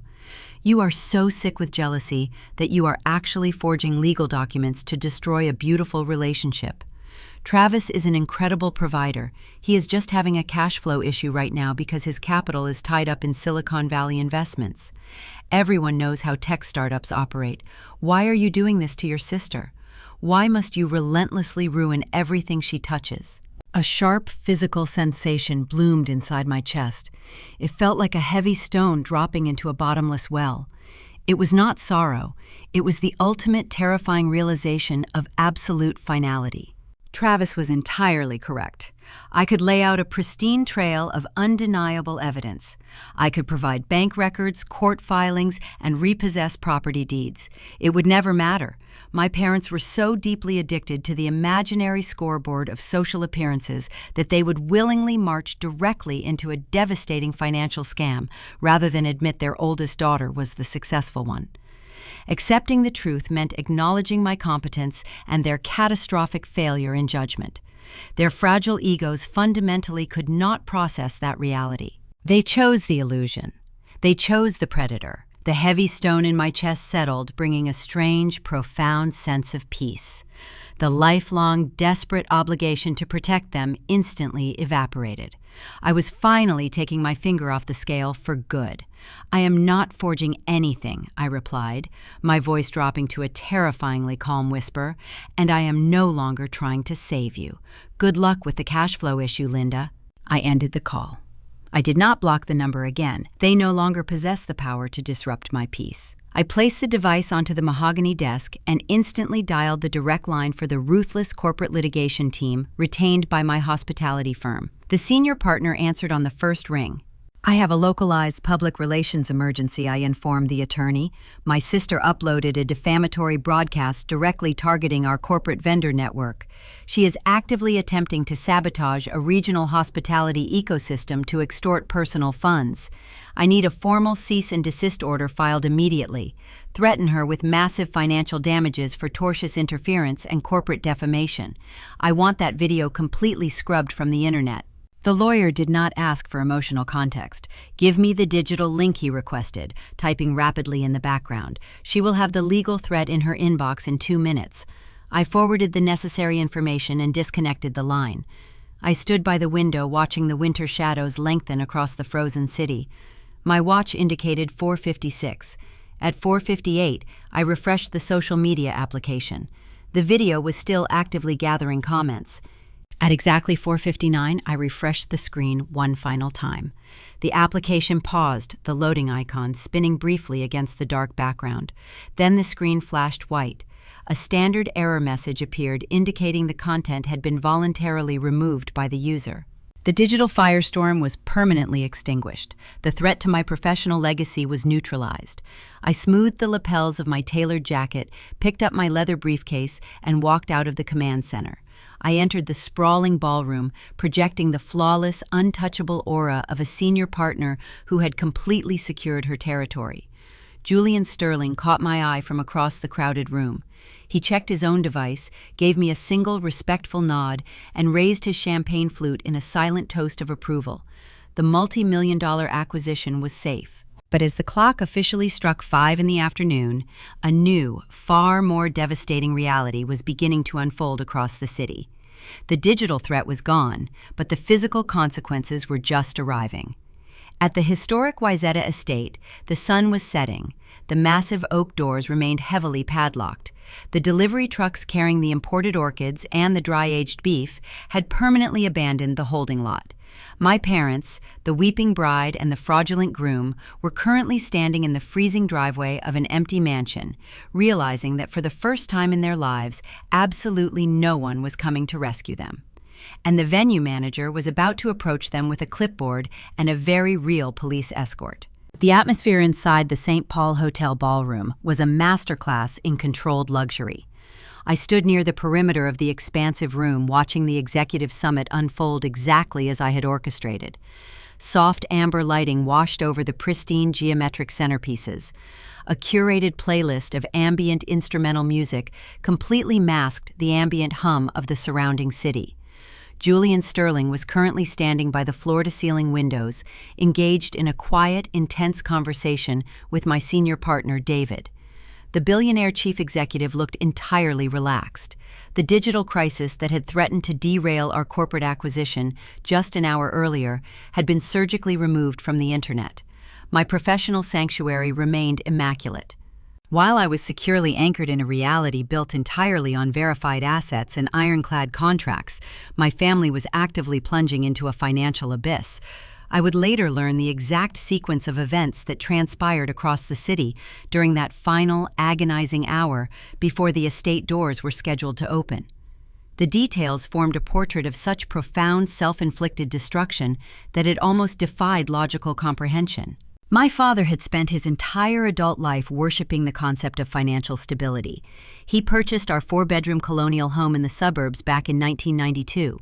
He spent 3 grueling decades working middle management logistics shifts, slowly and methodically paying down the principal mortgage. He spent his weekends meticulously mowing the lawn, sealing the driveway, and cleaning the gutters. That house was his ultimate monument to American middle-class endurance. He also maintained a liquid emergency savings account that he guarded with a fierce, obsessive pride. He often lectured me during my teenage years about the absolute necessity of a safety net. He firmly believed that a man was only as secure as his banking reserves.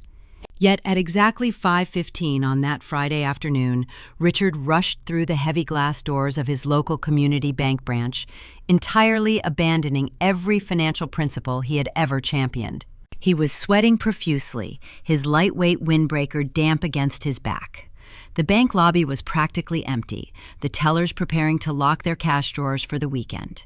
He bypassed the standard line and marched directly to the desk of the regional branch manager. He demanded an immediate wire transfer of $80,000 to the Wayzata Historic Estate. The branch manager, a seasoned professional who had known my parents for over a decade, immediately recognized the catastrophic nature of the request. The amount completely exceeded the available balance in his liquid savings account. To cover the massive venue fee Richard demanded, she activate his dormant home equity line of credit. He was instructing her to drain his entire life savings and simultaneously mortgage the roof over his head to pay for a single evening of catered entertainment. Because the sum was so large and the request so frantic, the manager was federally mandated to execute a standard fraud prevention protocol. She leaned across her desk and asked my father a series of direct, uncomfortable questions. She asked if he was being actively coerced into sending the money. She asked if he was responding to a sudden threatening demand from an unverified source. She gently suggested that draining his home equity to cover a sudden luxury expense was a highly irregular and dangerous maneuver for a man only a few years away from his official retirement. Instead of pausing to consider her warnings, Richard became aggressively defensive. His fragile ego, already bruised by our confrontation in my corporate lobby, absolutely refused to accept the reality of his situation. He puffed out his chest, projecting a manufactured arrogance that completely masked his underlying panic. He loudly bragged to the branch manager about his wealthy tech developer son-in-law. He repeated the exact fabricated narrative that Travis had fed him. He claimed the groom was an incredibly successful Silicon Valley pioneer who was simply experiencing a temporary liquidity issue due to massive capital allocations in an upcoming software launch. He insisted the $80,000 was not a desperate rescue mission, but rather a minor temporary bridge loan that would be generously repaid with interest immediately following the honeymoon. He sat in that beige fabric chair and fiercely defended the predator who was currently orchestrating his absolute ruin. He chose to validate the illusion rather than admit his oldest daughter had been right. He gripped a cheap plastic bank pen and aggressively signed his name on the electronic authorization pad. In a matter of seconds, the digital architecture of the banking system executed his command. The liquid savings he had spent 30 years accumulating instantly vanished. The high-interest home equity loan locked into place, tethering his financial future to a massive compounding debt. The certified wire transfer shot across the regional banking network, landing directly in the corporate account of the Wayzata estate. My parents had permanently traded their ultimate financial security for a few hours of performative applause. At exactly 5:45, the heavy oak doors of the historic estate finally unlocked. The disgruntled vendors, having received their overdue compensation, rapidly mobilized their staff. The imported orchids were hastily arranged. The dry-aged beef was pushed into the warming ovens. The string quartet unpacked their instruments. The golden child was going to get her perfect aesthetic performance. Back in the St. Paul ballroom, I felt my cellular phone vibrate smoothly against the lining of my blazer pocket. I withdrew the device and glanced at the illuminated screen. The notification displayed a new direct text message from Ashley. "Dad paid for it," she wrote, her words radiating a toxic, triumphant venom. "We did not need you anyway. See you never." I stood under the glow of the massive crystal chandeliers, reading the juvenile declaration of victory. Ashley genuinely believed she had just won a massive strategic battle. She believed she had successfully isolated the toxic, jealous sibling and secured her flawless fairy tale wedding. She thought her digital smear campaign and her theatrical tears had forced the universe to bend to her absolute will. I stared at the glowing pixels and realized with absolute clarity that I felt absolutely no anger toward her. I did not feel the familiar heavy burden of familial obligation. I did not feel the stinging rejection of a sister being permanently discarded on the day of a major life milestone. I felt only a cold, surgical detachment. I tapped the screen and permanently deleted her contact information from my device. I slipped the phone back into my pocket and took a slow sip of my sparkling water. The citrus note of the lime was sharp and perfectly refreshing. They thought they had violently pushed me out of their lives. They did not understand that I was the only structural pillar holding their entire precarious world together. By forcing Richard to drain his accounts and wire that money to the venue, they had not just funded a wedding, they had inadvertently sent a massive, blinding signal flare directly into the sky, announcing to Travis that the family vault was completely unlocked and entirely unguarded. The illusory groom had just tested the perimeter fences and discovered they were made of paper. He now knew for an absolute fact that my parents would willingly destroy their own financial stability to protect his fabricated reputation. He had secured his entry point. The lavish reception was no longer just a celebration of a marriage. It was the opening ceremony of a massive long con. I turned my attention back to the corporate executives mingling across the luxurious carpet. The St. Paul summit was running flawlessly. My buyout contract was secure. I had successfully insulated my professional legacy from the toxic blast radius of my family. I had washed my hands of their delusions. But as the evening progressed and the champagne flowed freely across the city, the fundamental laws of gravity began to assert themselves. Travis believed he had completely neutralized the threat I posed. He thought my absence from the estate guaranteed his safety. He was entirely unaware that the manila folder containing the absolute proof of his bankruptcies and his registered mail drop was currently resting securely inside my locked leather briefcase. And he was about to discover that while I had stepped away from the family, I had not yet closed his personal ledger. The dawn broke over the frozen city, bringing a blinding, brilliant light that reflected off the glass skyscrapers. Inside the St. Paul Hotel, the atmosphere was entirely insulated from the bitter cold. Saturday morning marked the most critical phase of the executive retreat. My team had fundamentally altered the massive atrium into a masterclass of modern corporate hospitality. Waiters in pristine, tailored uniforms circulated silently across the thick imported carpets, carrying silver trays laden with fresh espresso and artisanal pastries. The ambient acoustics were perfectly calibrated to encourage intimate, high-level networking. The air hummed with the kinetic electric energy of immense wealth and unlimited potential. I stood near the elevated mezzanine, observing the complex machinery of the event operating at maximum operational efficiency. I wore a structured navy blazer and a silk blouse, projecting the exact image of a senior partner who held complete dominion over her territory. I watched the tech developers and venture capitalists interacting smoothly beneath the vaulted ceilings. They were deeply relaxed, laughing and exchanging lucrative ideas over delicate crystal glasses of sparkling water. The contrast between this meticulously controlled environment and the chaotic, desperate reality my family occupied across town was profoundly stark.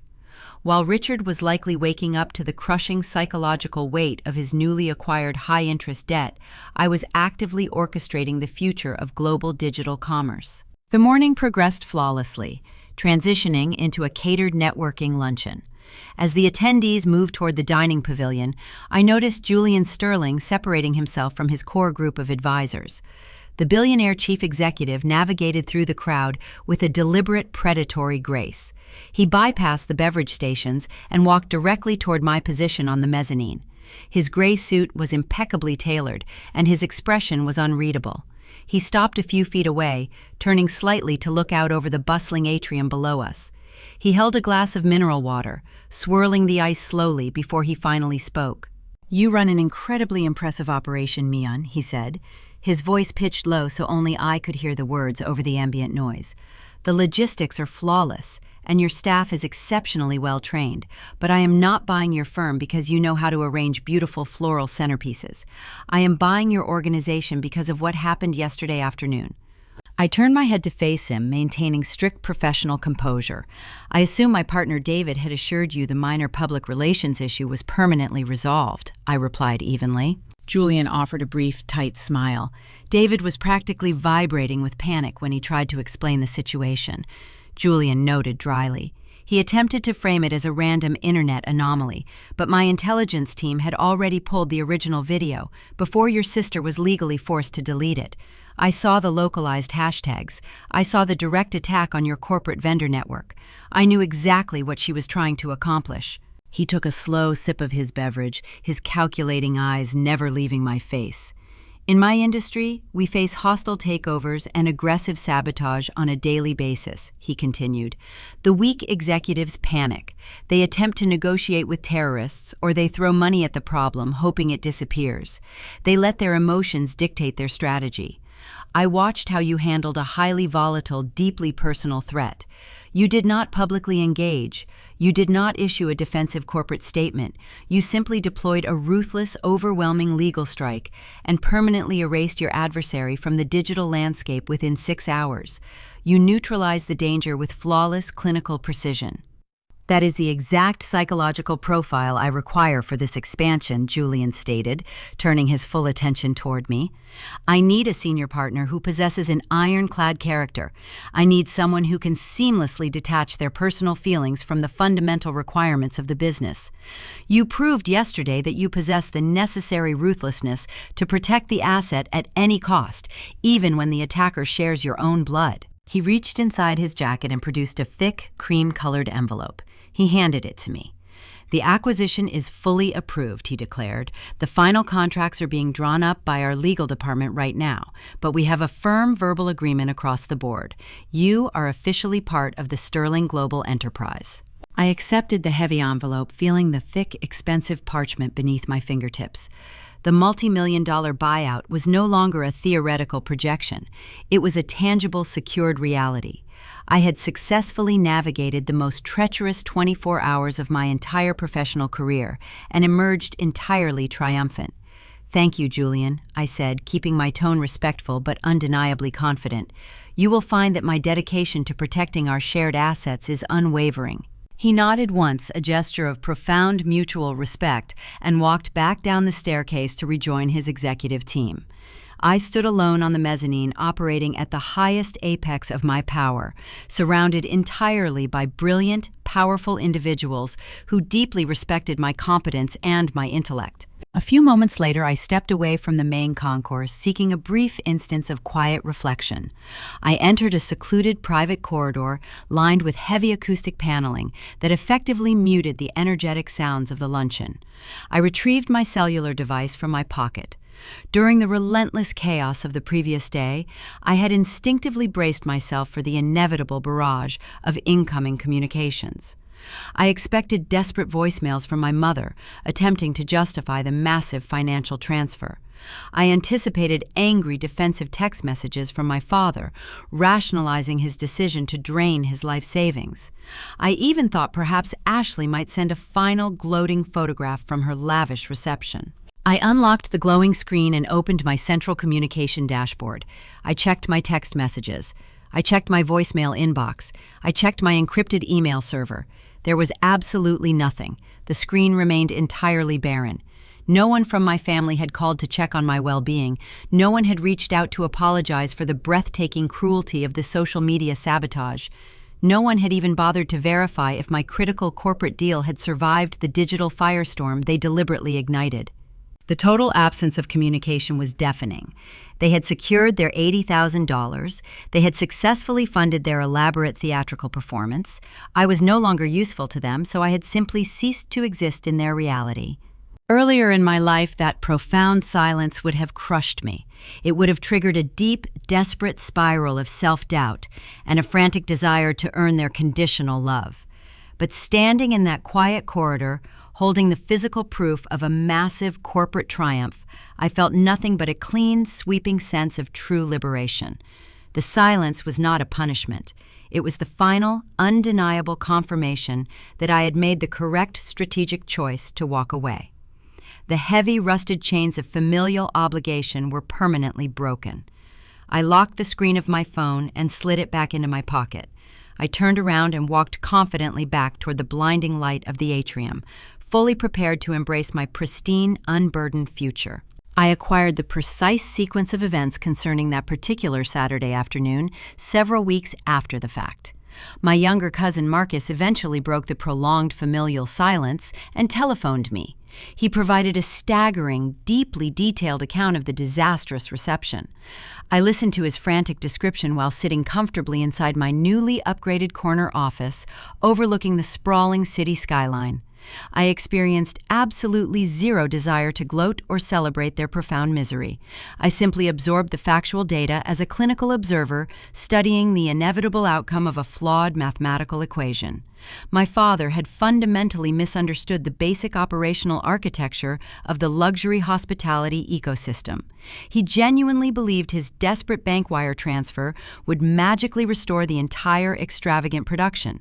He failed to comprehend that the massive $80,000 payment merely unlocked the physical front doors of the estate. The premium independent contractors required to actually execute a high-level social gathering were permanently gone. The elite botanical designer who expertly crafted the imported orchid centerpieces had already relocated her rare inventory to another affluent client. The classical string quartet possessed strict professional loyalty to my corporate firm and immediately booked an alternative, lucrative engagement elsewhere. The award-winning culinary team responsible for the dry-aged beef completely refused to return without my explicit personal financial guarantee. Consequently, the historic property faced a massive, unexpected deficit in their projected seasonal catering revenue. The regional venue manager was a ruthlessly pragmatic businesswoman. She thoroughly reviewed the executed paperwork and legally invoked a standard penalty clause buried deeply within the original liability transfer document that Travis had so arrogantly designed. That specific legal stipulation permitted the property management group to mitigate their financial losses by aggressively double-booking the expansive venue. Therefore, when my sister finally arrived at the historic estate, expecting a sweeping cinematic triumph, she was greeted by a devastating, humiliating reality. The security staff explicitly barred the entire bridal party from entering the vaulted grand hall. Instead, an armed guard escorted the wedding procession away from the majestic frozen lakefront views. They were systematically marched down a narrow, dimly lit concrete service stairwell. Their final destination was a windowless subterranean basement ballroom, typically utilized for mundane corporate storage and mandatory employee training seminars. Ashley had spent her entire adolescence meticulously curating a flawless public aesthetic. She routinely manipulated lighting and digital camera angles to consistently project an illusion of effortless superiority. Now she was physically trapped in an environment entirely devoid of natural sunlight. The basement air was uncomfortably humid and smelled faintly of industrial floor cleaner mixed with stale ozone. Harsh, flickering fluorescent bulbs buzzed loudly overhead, casting a sickly yellow pallor across her expensive white designer gown. The extravagant, sprawling floral installations she had viciously demanded were replaced by bare gray walls and exposed metallic ventilation ducts running along the ceiling. The actual matrimonial ceremony was a spectacular display of profound poetic justice. My sister walked slowly down a makeshift aisle constructed directly over heavily scuffed linoleum flooring. The breathtaking, orchestrated symphonic music she had meticulously selected was entirely absent. In its place, a highly compressed digital audio file played thinly through a small portable battery-powered speaker resting awkwardly on a metal folding chair. The generic streaming playlist occasionally paused to forcefully broadcast loud advertisements for discounted automobile insurance, echoing painfully throughout the sterile, cavernous room. The promised luxurious reception feast suffered an equally humiliating downgrade. Because the elite chefs had permanently abandoned the project, the frantic venue coordinator scrambled to fulfill the basic food requirements legally mandated by local health department regulations. She ordered a massive bulk delivery from a nearby neighborhood delicatessen. The devastated guests, clad in their absolute finest formal evening wear, were forced to quietly consume basic turkey and provolone sandwiches. The makeshift catered meals sat sweating underneath transparent plastic wrap, resting on cheap aluminum tables, completely devoid of any decorative fabric linens. Adding an agonizing layer of continuous auditory torture to the subterranean nightmare, a regional plumbing supply corporation had immediately secured the vacant grand hall directly above them. They were hosting a massive, raucous holiday celebration. Throughout the entire duration of the wedding ceremony, heavy leather boots stomped violently against the wooden ceiling boards. Drunken, enthusiastic cheers and the muffled, vibrating bass of a live musical cover band continuously interrupted the solemn exchange of sacred vows. Every single time my parents attempted to capture a photograph of the newlywed couple, the camera flash illuminated the sheer, unadulterated misery etched deeply into their pale faces. While Ashley wept silently over her permanently ruined aesthetic, a far more dangerous psychological realization was quietly unfolding across the sterile room. Travis had built his entire criminal career on carefully evaluating the long-term financial viability of his unsuspecting targets. He typically preyed upon wealthy, lonely widows or isolated trust fund heiresses possessing vast, unprotected investment portfolios. He had thoroughly convinced himself that Richard was a secretive, brilliant tycoon hoarding massive liquid assets beneath a very conservative suburban facade. The seasoned con artist firmly believed the $80,000 bank wire transfer was merely a tiny fraction of a much larger hidden family fortune. He assumed his brand-new father-in-law possessed the infinite resources necessary to fully fund a fictitious technology startup company. As the miserable basement reception dragged agonizingly forward, Travis stood near the makeshift beverage station, observing his new family. He watched Richard standing awkwardly by a structural concrete pillar. My father was rapidly physically deteriorating right before his very eyes. The manufactured masculine arrogance he had projected at the community bank had entirely evaporated. His complexion was a terrifying, sickly shade of pale gray. He was sweating profusely, despite the distinctly chilly subterranean temperature. His wrinkled hands shook uncontrollably as he clutched a small plastic cup filled with cheap, sparkling cider. He looked exactly like a broken, desperate man who had just knowingly destroyed his own life. A chilling, horrifying epiphany struck Travis with the brutal, blunt force of a physical blow. He suddenly comprehended the fundamental, terrifying truth about the venue money. The desperate wire transfer had not come from an overflowing protected investment vault. Richard had aggressively gutted his single remaining financial safety net. He had foolishly mortgaged his modest suburban home and drained every last remaining penny of his lifelong retirement savings simply to force the basement doors open. The family well was officially completely dry. There was absolutely zero venture capital left to steal. The sophisticated predator had inadvertently trapped himself inside his own elaborate snare. He had endured endless months of tedious suburban dinners and tolerated Ashley and her continuous narcissistic demands, expecting a massive multi-million-dollar payday at the finish line. Instead, he was now legally bound to a hysterical, weeping bride possessing zero personal income and a father-in-law currently drowning beneath a crushing mountain of high-interest predatory debt. His masterful social deception had succeeded entirely too well. By forcing my gullible parents to continuously choose the glittering illusion over cold reality, he had accidentally bankrupted his own primary marks. Travis stared blankly at the plastic plate of untouched processed deli meat resting on the folding table directly in front of him. His mind raced, frantically attempting to rapidly calculate a brand-new survival trajectory. He needed an immediate, clean exit strategy before the crippling financial reality fully materialized and destroyed him. However, he was completely unaware that his own toxic digital footprint was no longer safely concealed in the shadows. The ruthless corporate intelligence apparatus utilized by Julian Sterling had already compiled a comprehensive, devastating dossier detailing his numerous fraudulent activities. That highly sensitive information was about to surface in a spectacular public fashion, severely threatening to expose the fake groom before he could quietly slip away into the freezing dark winter night. 6 months evaporated, carrying away the bitter Midwestern winter and replacing it with a suffocating, humid summer. The transition perfectly mirrored the profound shift within my own existence. The Julian Sterling corporate acquisition, finalized smoothly in late April, seamlessly integrating my regional hospitality operations into a colossal global portfolio. The ink drying on those final contracts fundamentally altered my trajectory.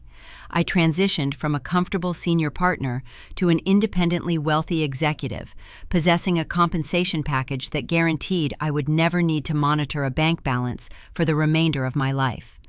My new daily environment was entirely insulated from the chaotic noise of the outside world.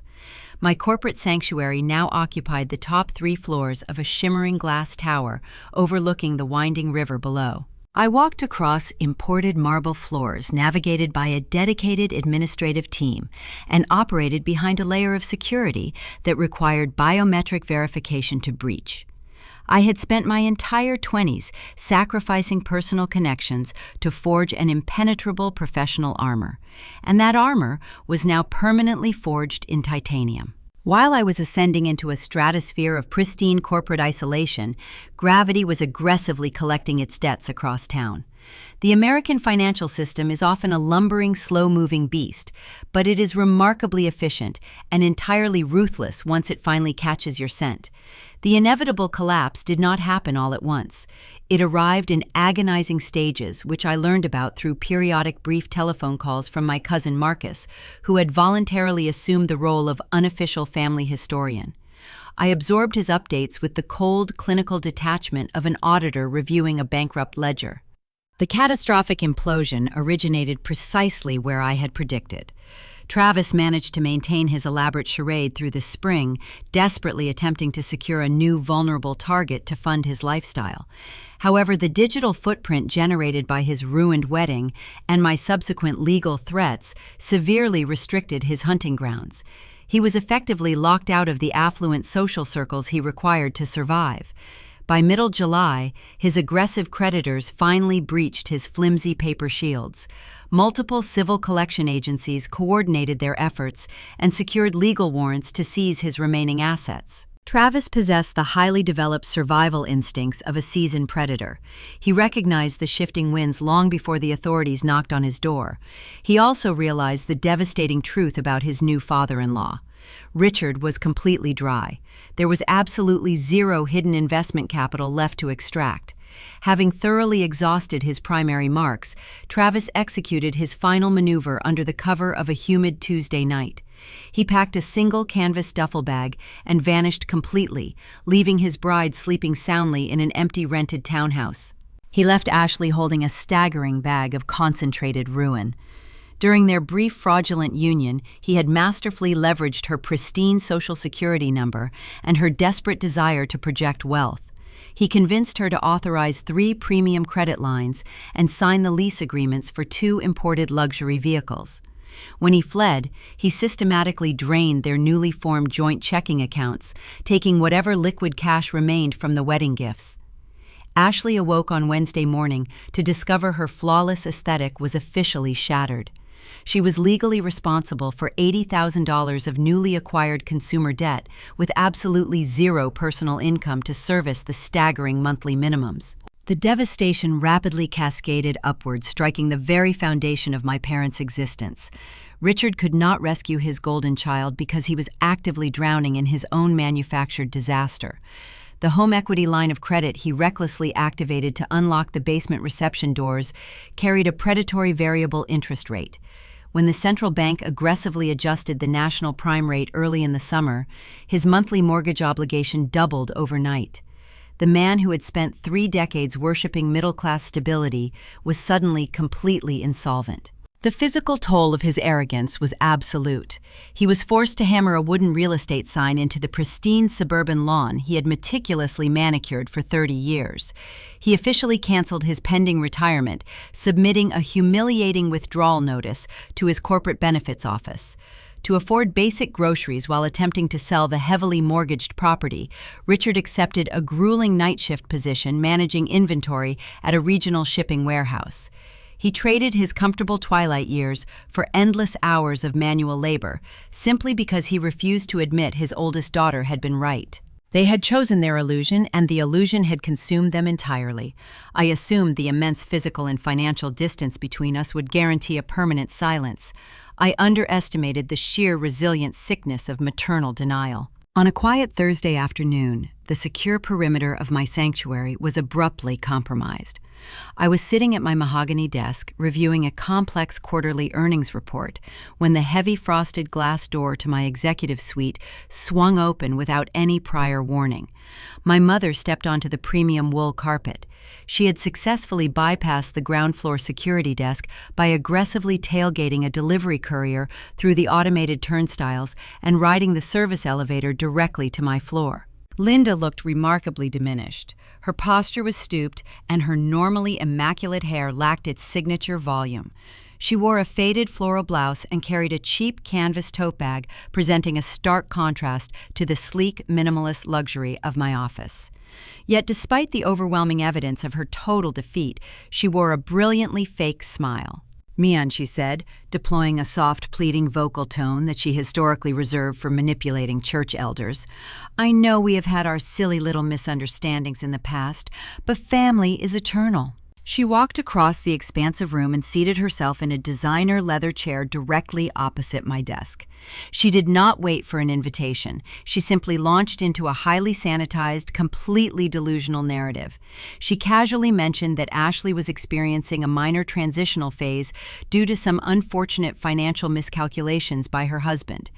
Linda acted as if the vicious rehearsal dinner betrayal, the social media sabotage, and the catastrophic wedding had never occurred.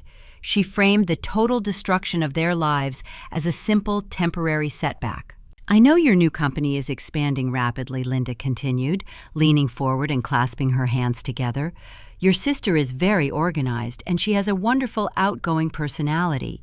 I came here today to ask if you could leverage your senior position to secure an entry-level administrative role for her, just something to help her get back on her feet until things settle down."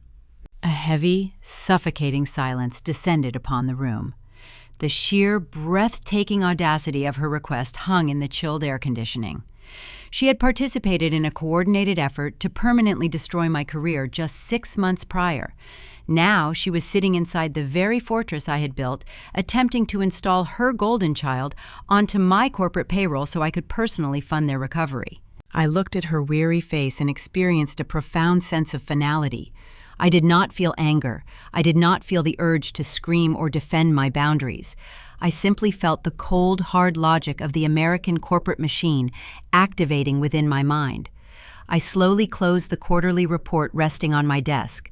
I folded my hands together, mirroring her posture. "You are operating under a severe misconception, Linda," I stated, my voice completely devoid of any emotional resonance.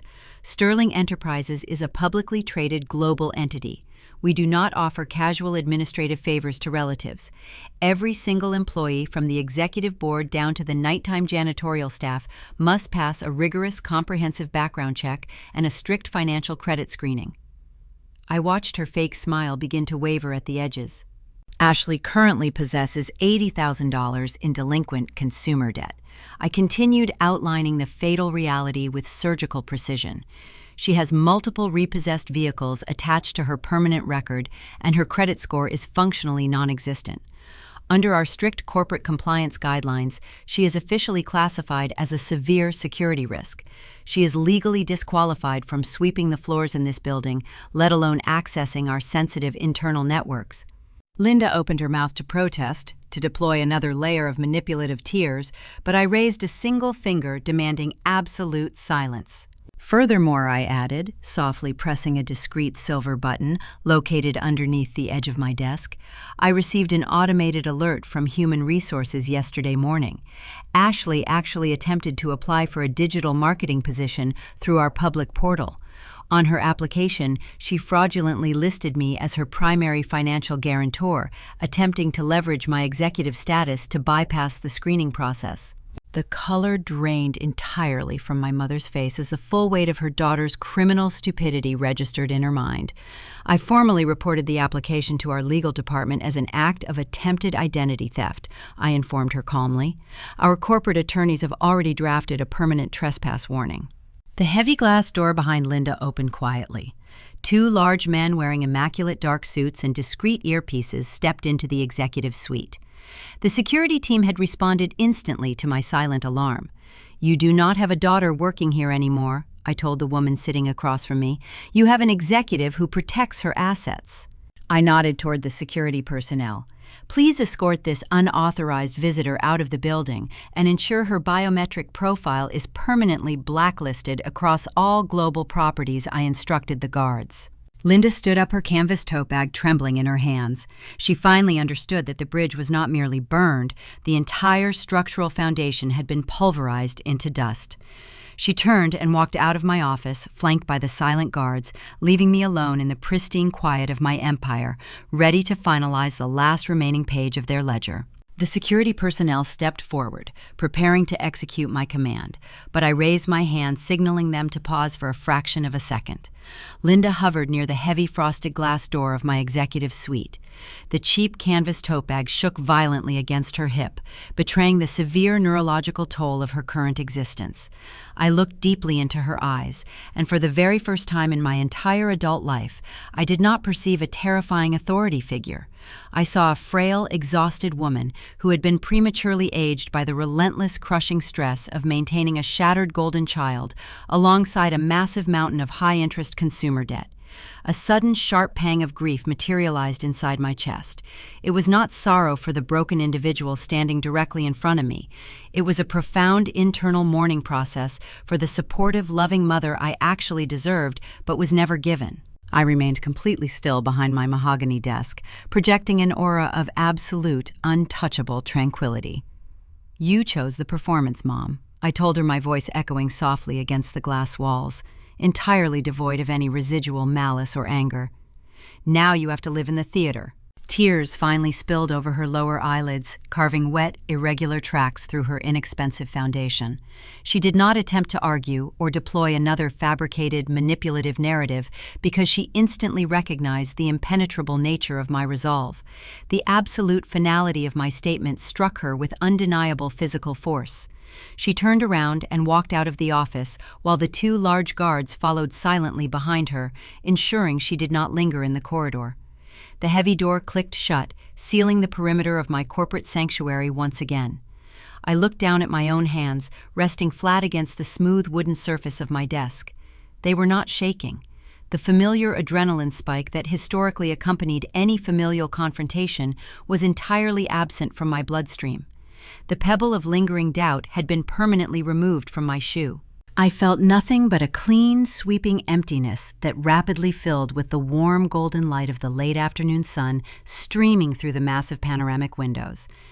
I had officially resigned from my lifelong position as the designated financial shock absorber. The bank was permanently closed and the vault was securely locked. I packed my leather briefcase, organized my quarterly earnings reports, and exited the towering commercial skyscraper. The oppressive humidity of the summer day had finally broken, leaving behind a cool, refreshing evening breeze that swept cleanly across the urban landscape. I bypassed the waiting line of private executive vehicles and chose to walk the 4 blocks to my destination. The city felt remarkably vibrant and alive. I observed ordinary people navigating the crowded sidewalks, laughing outside corner cafes, and carrying fresh groceries back to their high-rise apartments. For 3 decades, I had viewed the world through a thick, distorted lens of perpetual crisis management, constantly scanning the horizon for the next catastrophic emergency I would be forced to finance. Today, the horizon was flawlessly clear. The mental bandwidth previously occupied by Ashley and her relentless manufactured drama was now wholly mine to utilize. I felt a tremendous physical lightness in my shoulders, as if a literal structural boulder had been lifted directly from my spine. My posture was naturally straight, and my stride was purposefully measured. I arrived at an intimate, dimly lit culinary establishment tucked away on a quiet cobblestone side street. The exclusive restaurant was famous for its rigorous privacy standards and exceptional seasonal tasting menus. The maitre d' recognized me instantly, offering a respectful nod before guiding me toward a secluded private dining alcove near the back of the building. My chosen family was already gathered around the circular oak table. David, my longtime corporate mentor, raised his glass of imported red wine in a cheerful, genuine greeting as I approached.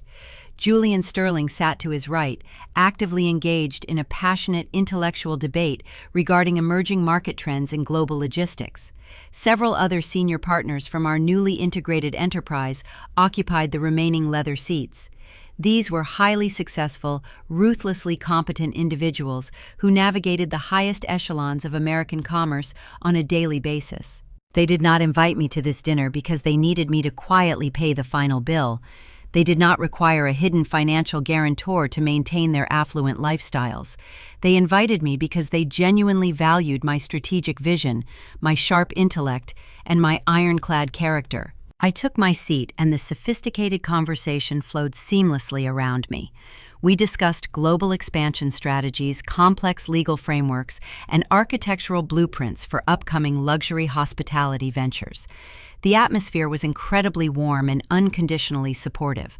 I ordered a plate of roasted duck and engaged in a spirited debate with Julian concerning international supply chain vulnerabilities. There were no hidden aggressive agendas hiding beneath the dialogue. There were no emotional traps waiting to be sprung over dessert. Every single person at the table communicated with refreshing transparency and mutual respect. I looked around the room, absorbing the profound difference between the blood relatives who had actively tried to destroy me and the business partners who had willingly elevated me to the absolute pinnacle of success. True loyalty is not a genetic obligation permanently assigned at birth. True loyalty is a conscious daily choice, demonstrated through consistent integrity and unwavering mutual support. The evening progressed beautifully, accompanied by exceptional food and brilliant academic discourse.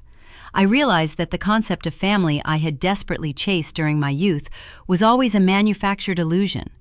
Richard and Linda had demanded unconditional financial submission while offering nothing but highly conditional affection in return. They operated a toxic, transactional economy where my primary value was measured strictly by my willingness to endure their psychological abuse and fund their suburban fantasies. By walking away from that broken system, I had not orphaned myself. I had actually liberated myself to build a functional, healthy ecosystem populated by peers who recognized my inherent worth. The hollow disaster unfolding across town, involving repossessed vehicles and grueling night shifts at the shipping warehouse, was a tragedy of their own deliberate design. They had possessed every opportunity to embrace the truth, but they found the truth too uncomfortable to acknowledge. They preferred the beautiful lie until the lie eventually bankrupted them completely. I took a slow, deliberate sip of my wine, feeling the rich, complex flavors wash over my palate. I thought about Ashley, sitting alone in her empty, rented townhouse, surrounded by the crippling legal consequences of her own narcissism. I thought about Travis, fleeing into the night, hunting for a new vulnerable victim to sustain his fraudulent existence. I thought about my parents, trapped beneath a crushing mountain of debt, sacrificing their golden retirement years to pay for a windowless basement reception that brought them absolutely zero joy. Their collective misery was no longer my burden to carry. The heavy, suffocating sky I had spent my entire life frantically holding up had finally crashed down upon the very people who built it. They were currently navigating the brutal darkness they created, while I was sitting comfortably in the light. The dinner concluded with warm handshakes and firm promises of future collaborative projects. I stepped out of the restaurant and back onto the bustling city street. The glowing amber streetlights illuminated the pavement, casting long, dramatic shadows across the concrete.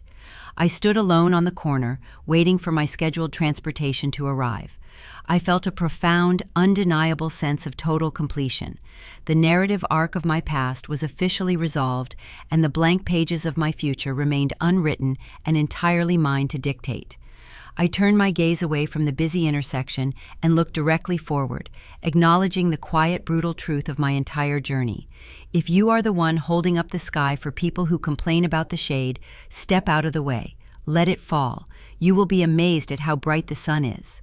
There is a profound and quiet tragedy in watching a house collapse when you have spent your entire life warning the architects about the cracked foundation.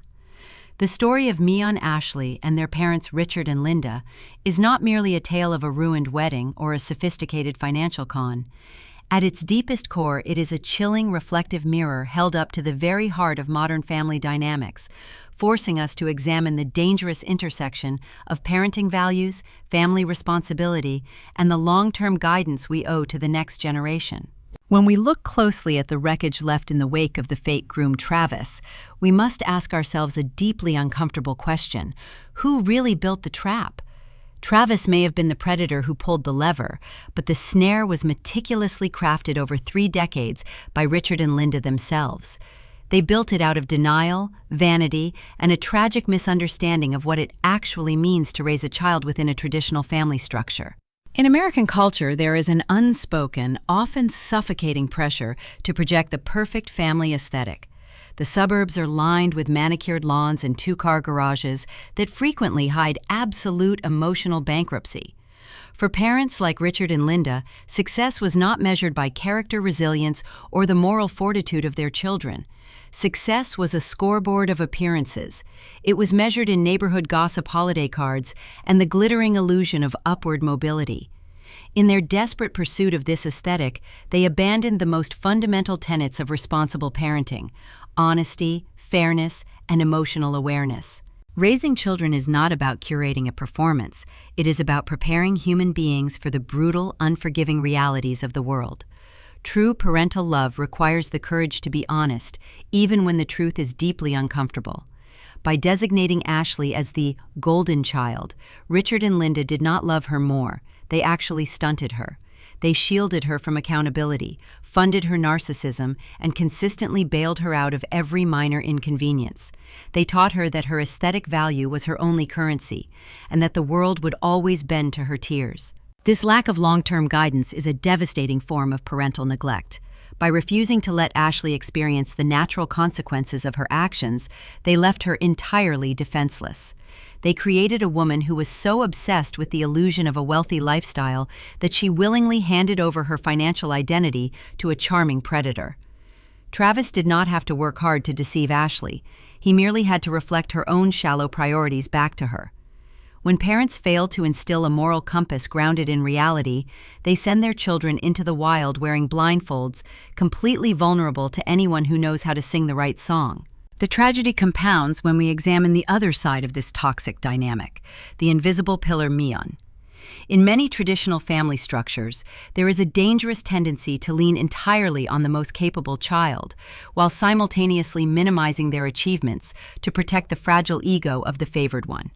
Fairness in parenting does not necessarily mean dividing every single dollar equally, but it absolutely demands dividing your emotional awareness equally. It requires seeing your children for who they truly are.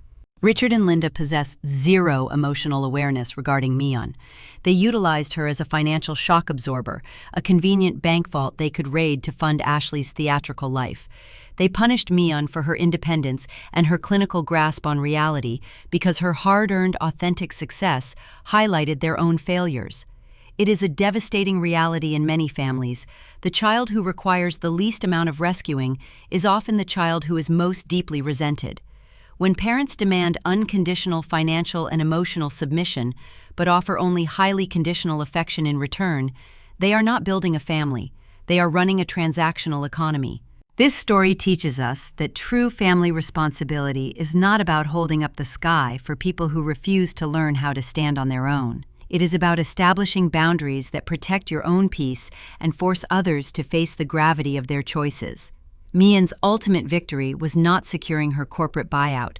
Her ultimate victory was the moment she looked at her mother in that glass-walled office and refused to play a role in the theater any longer. She stopped enabling the dysfunction. She allowed the boulder to finally roll down the hill, and in doing so, she broke a generational curse of manufactured dependency. For parents navigating the complexities of raising children today, the lesson is stark and undeniable. If you choose to prioritize the illusion of a perfect family over the messy, difficult truth of raising accountable humans, the universe will eventually present you with the bill. And as Richard discovered in that bank lobby, the interest rate on a lifetime of denial is steep enough to cost you everything you have ever built. You cannot buy your way out of a character deficit. You cannot mortgage a house to pay for a lie and expect the roof to keep you warm. Stories like this one resonate because they tap into the hidden, quiet resentments that sleep in the corners of so many living rooms. They remind us that the most difficult battles we fight are often with the people who share our last name, and that sometimes walking away is the highest form of self-respect. We explore these complex emotional narratives because there is immense power in shared realization. If this story struck a chord with you, if you found yourself nodding along to the heavy burden of family expectations and the liberating power of finally letting go, I encourage you to join our community. Make sure to follow the channel Morning Revenge for more deeply engaging stories that explore the raw, unfiltered realities of family betrayal and the triumphant reclamation of self-worth. As you step away from this story and back into the rhythm of your own life, take a moment to look at the foundations of your own relationships. Think about the roles you have been assigned and the roles you have accepted. Are you the architect of a beautiful illusion, desperately trying to keep the paint from peeling? Or are you the designated pillar, exhausting yourself, holding up a ceiling that was always meant to cave in? The truth is, we all live in houses built by our parents' choices, but we alone hold the keys to the front door. Someday, you may find yourself sitting across a table looking into the eyes of someone you love and realizing that their version of reality is a sinking ship. When that moment comes, the hardest, most necessary question you will ever have to answer is simply this: will you go down with them just to keep the family picture intact? Or will you finally step out into the freezing bright sunlight and let the structure fall apart?